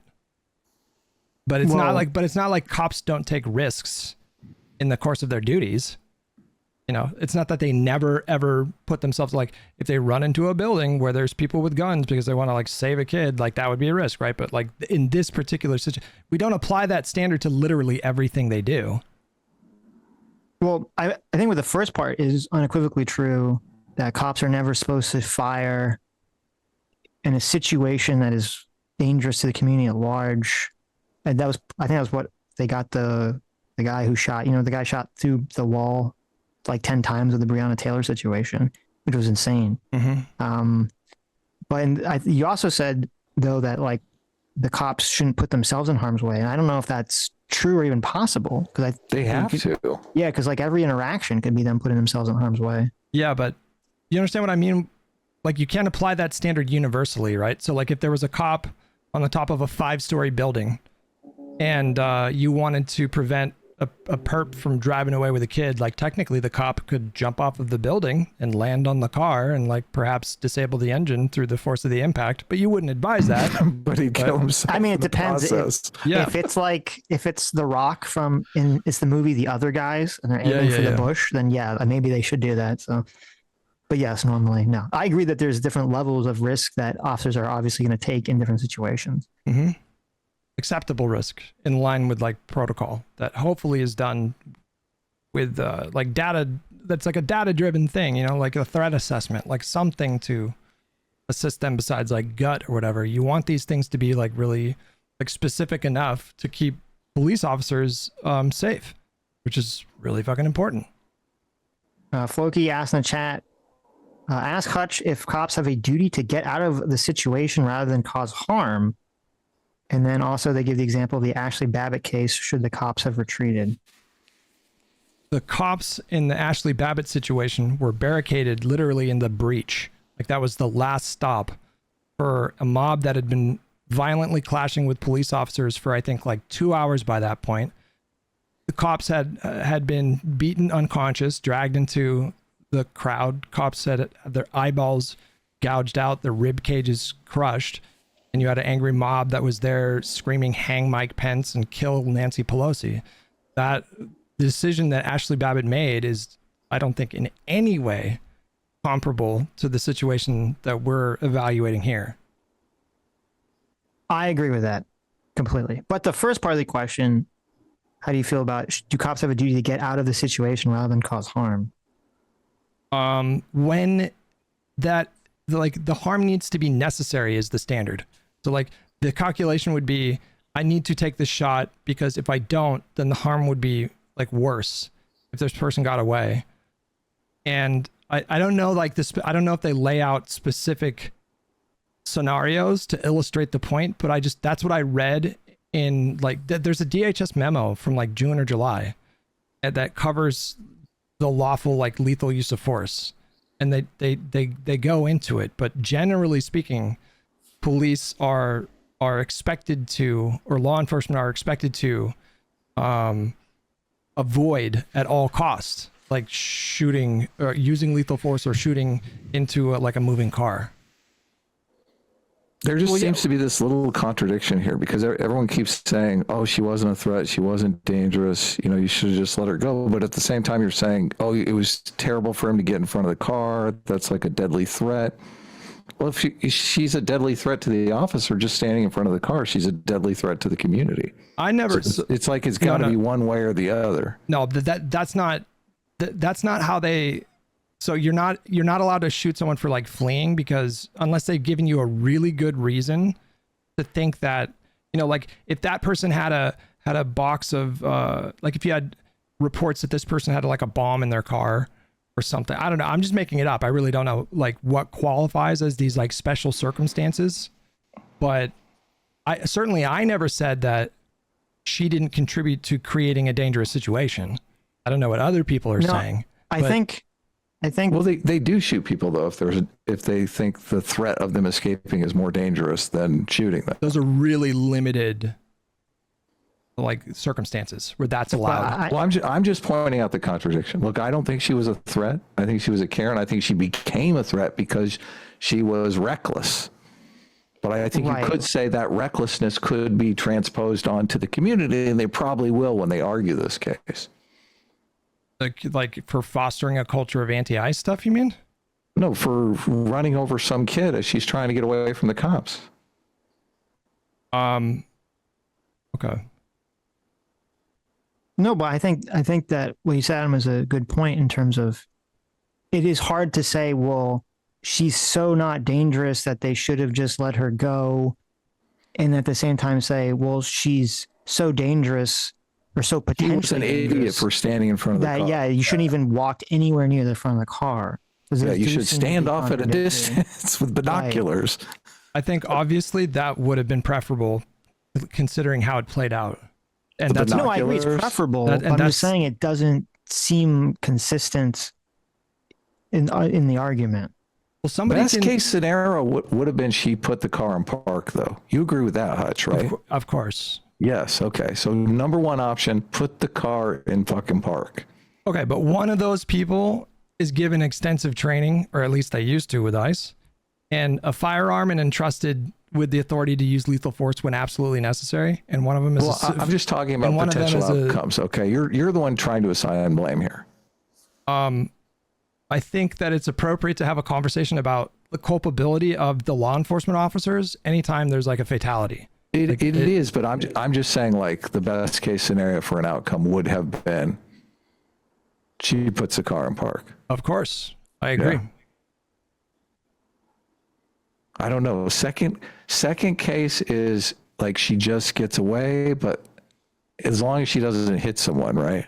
Do you think that if when he was crossing in front of her, she was backing up, if he like say there's an ice patch, so he slips and falls, do you think that she would just run right over him, or do you think she would have stopped? I have no idea. Run over him. I have no. I'm just asking you to guess. No idea. If I you're know, we asking, don't know. is there a risk of that happening? Sure. That's why you I think don't. But that's why you're laying out the rationale for why you don't step in front of the car. Yeah, but The to me, one guy that tries to run alongside the car and his foot slips out from under him while he's running. You can Right. see it happen. Yeah. I'm just saying, to me, that shows how incredibly dangerous this woman actually was in behaving. Is that in that moment, she seemed to have really no regard for the people around her as she's driving this car. As I said, when she starts backing up, as soon as the guy starts opening the door, there's no way that she like turned her head and like looked behind her to make sure no one was behind her. She backing up. She just fucking started to go for it at that moment. She could have easily. And hit he just anyone walked behind her. past her. He just literally walked past her. But these things are not. Right. But these things are not mutually exclusive. Like we can acknowledge and should acknowledge that she was reckless. That is not a model, I think, for how to interact with law enforcement. While at the same time placing a heavy burden on people that we trust with guns and the authority to kill people if they have to. Like our standards that we have for them should be very high. Not like I agree, not unreasonably high. Like these are human beings, and to expect perfection is insane, but like literal perfection. But the standards should be very high.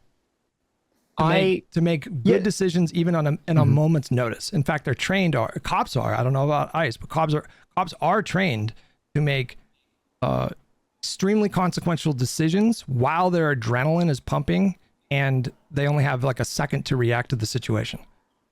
No, I agree that there should be the police should be held to a high standard, or any law enforcement to a high standard, and there should be lots more training than there is.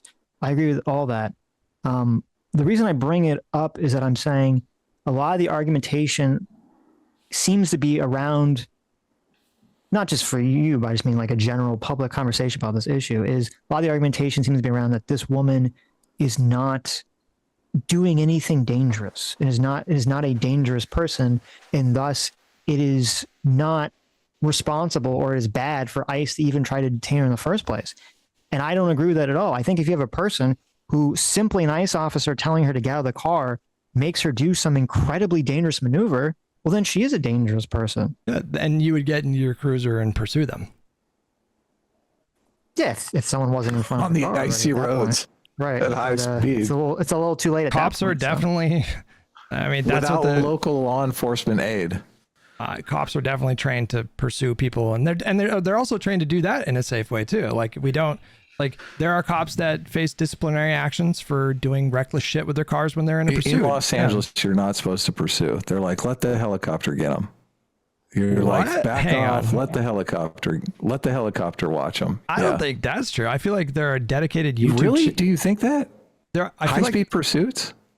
well, No, yes. it's been standard law enforcement procedure to back off and not chase the car. They let the helicopter follow them. The people still run. Of course they still run because they see a helicopter in the sky chasing after them, and they're trying to get away from the helicopter. But the law enforcement, the street cops don't get involved. I follow a Twitter account that's literally dedicated to like high speed pursuits in Los Angeles. To the helicopter watching the car drive through the streets, drive through the city. I don't know how common that is. Go ahead, look it up. You can look it up right now. You can go ahead and take a gander. I don't know what it is in Texas, but in California, it's definitely fallback. If it's in like, I could understand that in like a dense like urban area or like a downtown setting. It's more dangerous to get in a high speed pursuit with a vehicle. Yeah. As a police officer. So they generally fall back. They use their radios and they use air support. Oh, I don't know. Yeah. Okay, But look, if you're in a place, you're ICE, and you don't have air support because the local law enforcement is not going to follow the person, then you can't really catch them if they get away. But that's still the better choice between this and between that and this situation. Like, is it better that she got killed than if she would have just gotten away scot-free. I think. Yeah, if he had future vision and knew that was the outcome, as opposed to her just complying. Yeah, they just thought, okay, she's a Karen. She's got her dog in the car. We'll have this done in 5 minutes. These guys are going to do the paperwork. I'm gonna watch. I'm gonna be an extra pair of eyes and hands. Yeah, but you can do that by walking up to the car and just before you. I mean, he walked right up and just started yanking on that door. Like that was to me like unnecessary escalation, commensurate with like what she was doing. I don't know why you're laughing at the idea of like because you walking keep saying up and escalation. yanking on it. Look, that is definitionally escalation. Your goal is to arrest the person. Your goal is to take them out of their car and put them in the handcuffs. Do you keep believe calling that escalation like they can't? It is definitionally escalation. I don't know what. I don't know your interpretation of that word, but no, I think it's funny because you're laying out a scenario where the cops come up and they say, "Here are some handcuffs, young lady. Will you mind putting these on for us?" That's a bit of a straw man. Like you could just walk up and communicate your orders without immediately doing that.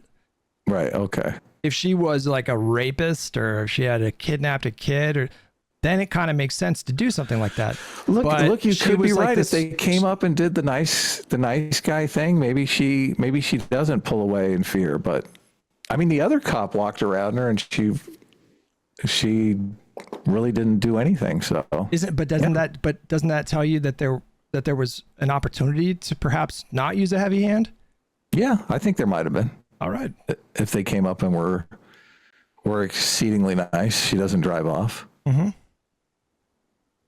Mr. Cross Maybe for $20. she does. I don't know.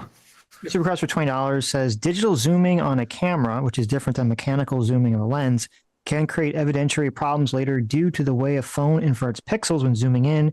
You shouldn't do it if you need evidence. Wow. This is bananas. This idea that didn't that come up in the Kyle Rittenhouse case? Because there was some kind of zoom in, and there was also argument about whether the zoom in. If it's like it's 100 feet away, if it's 10 feet away, no, come on.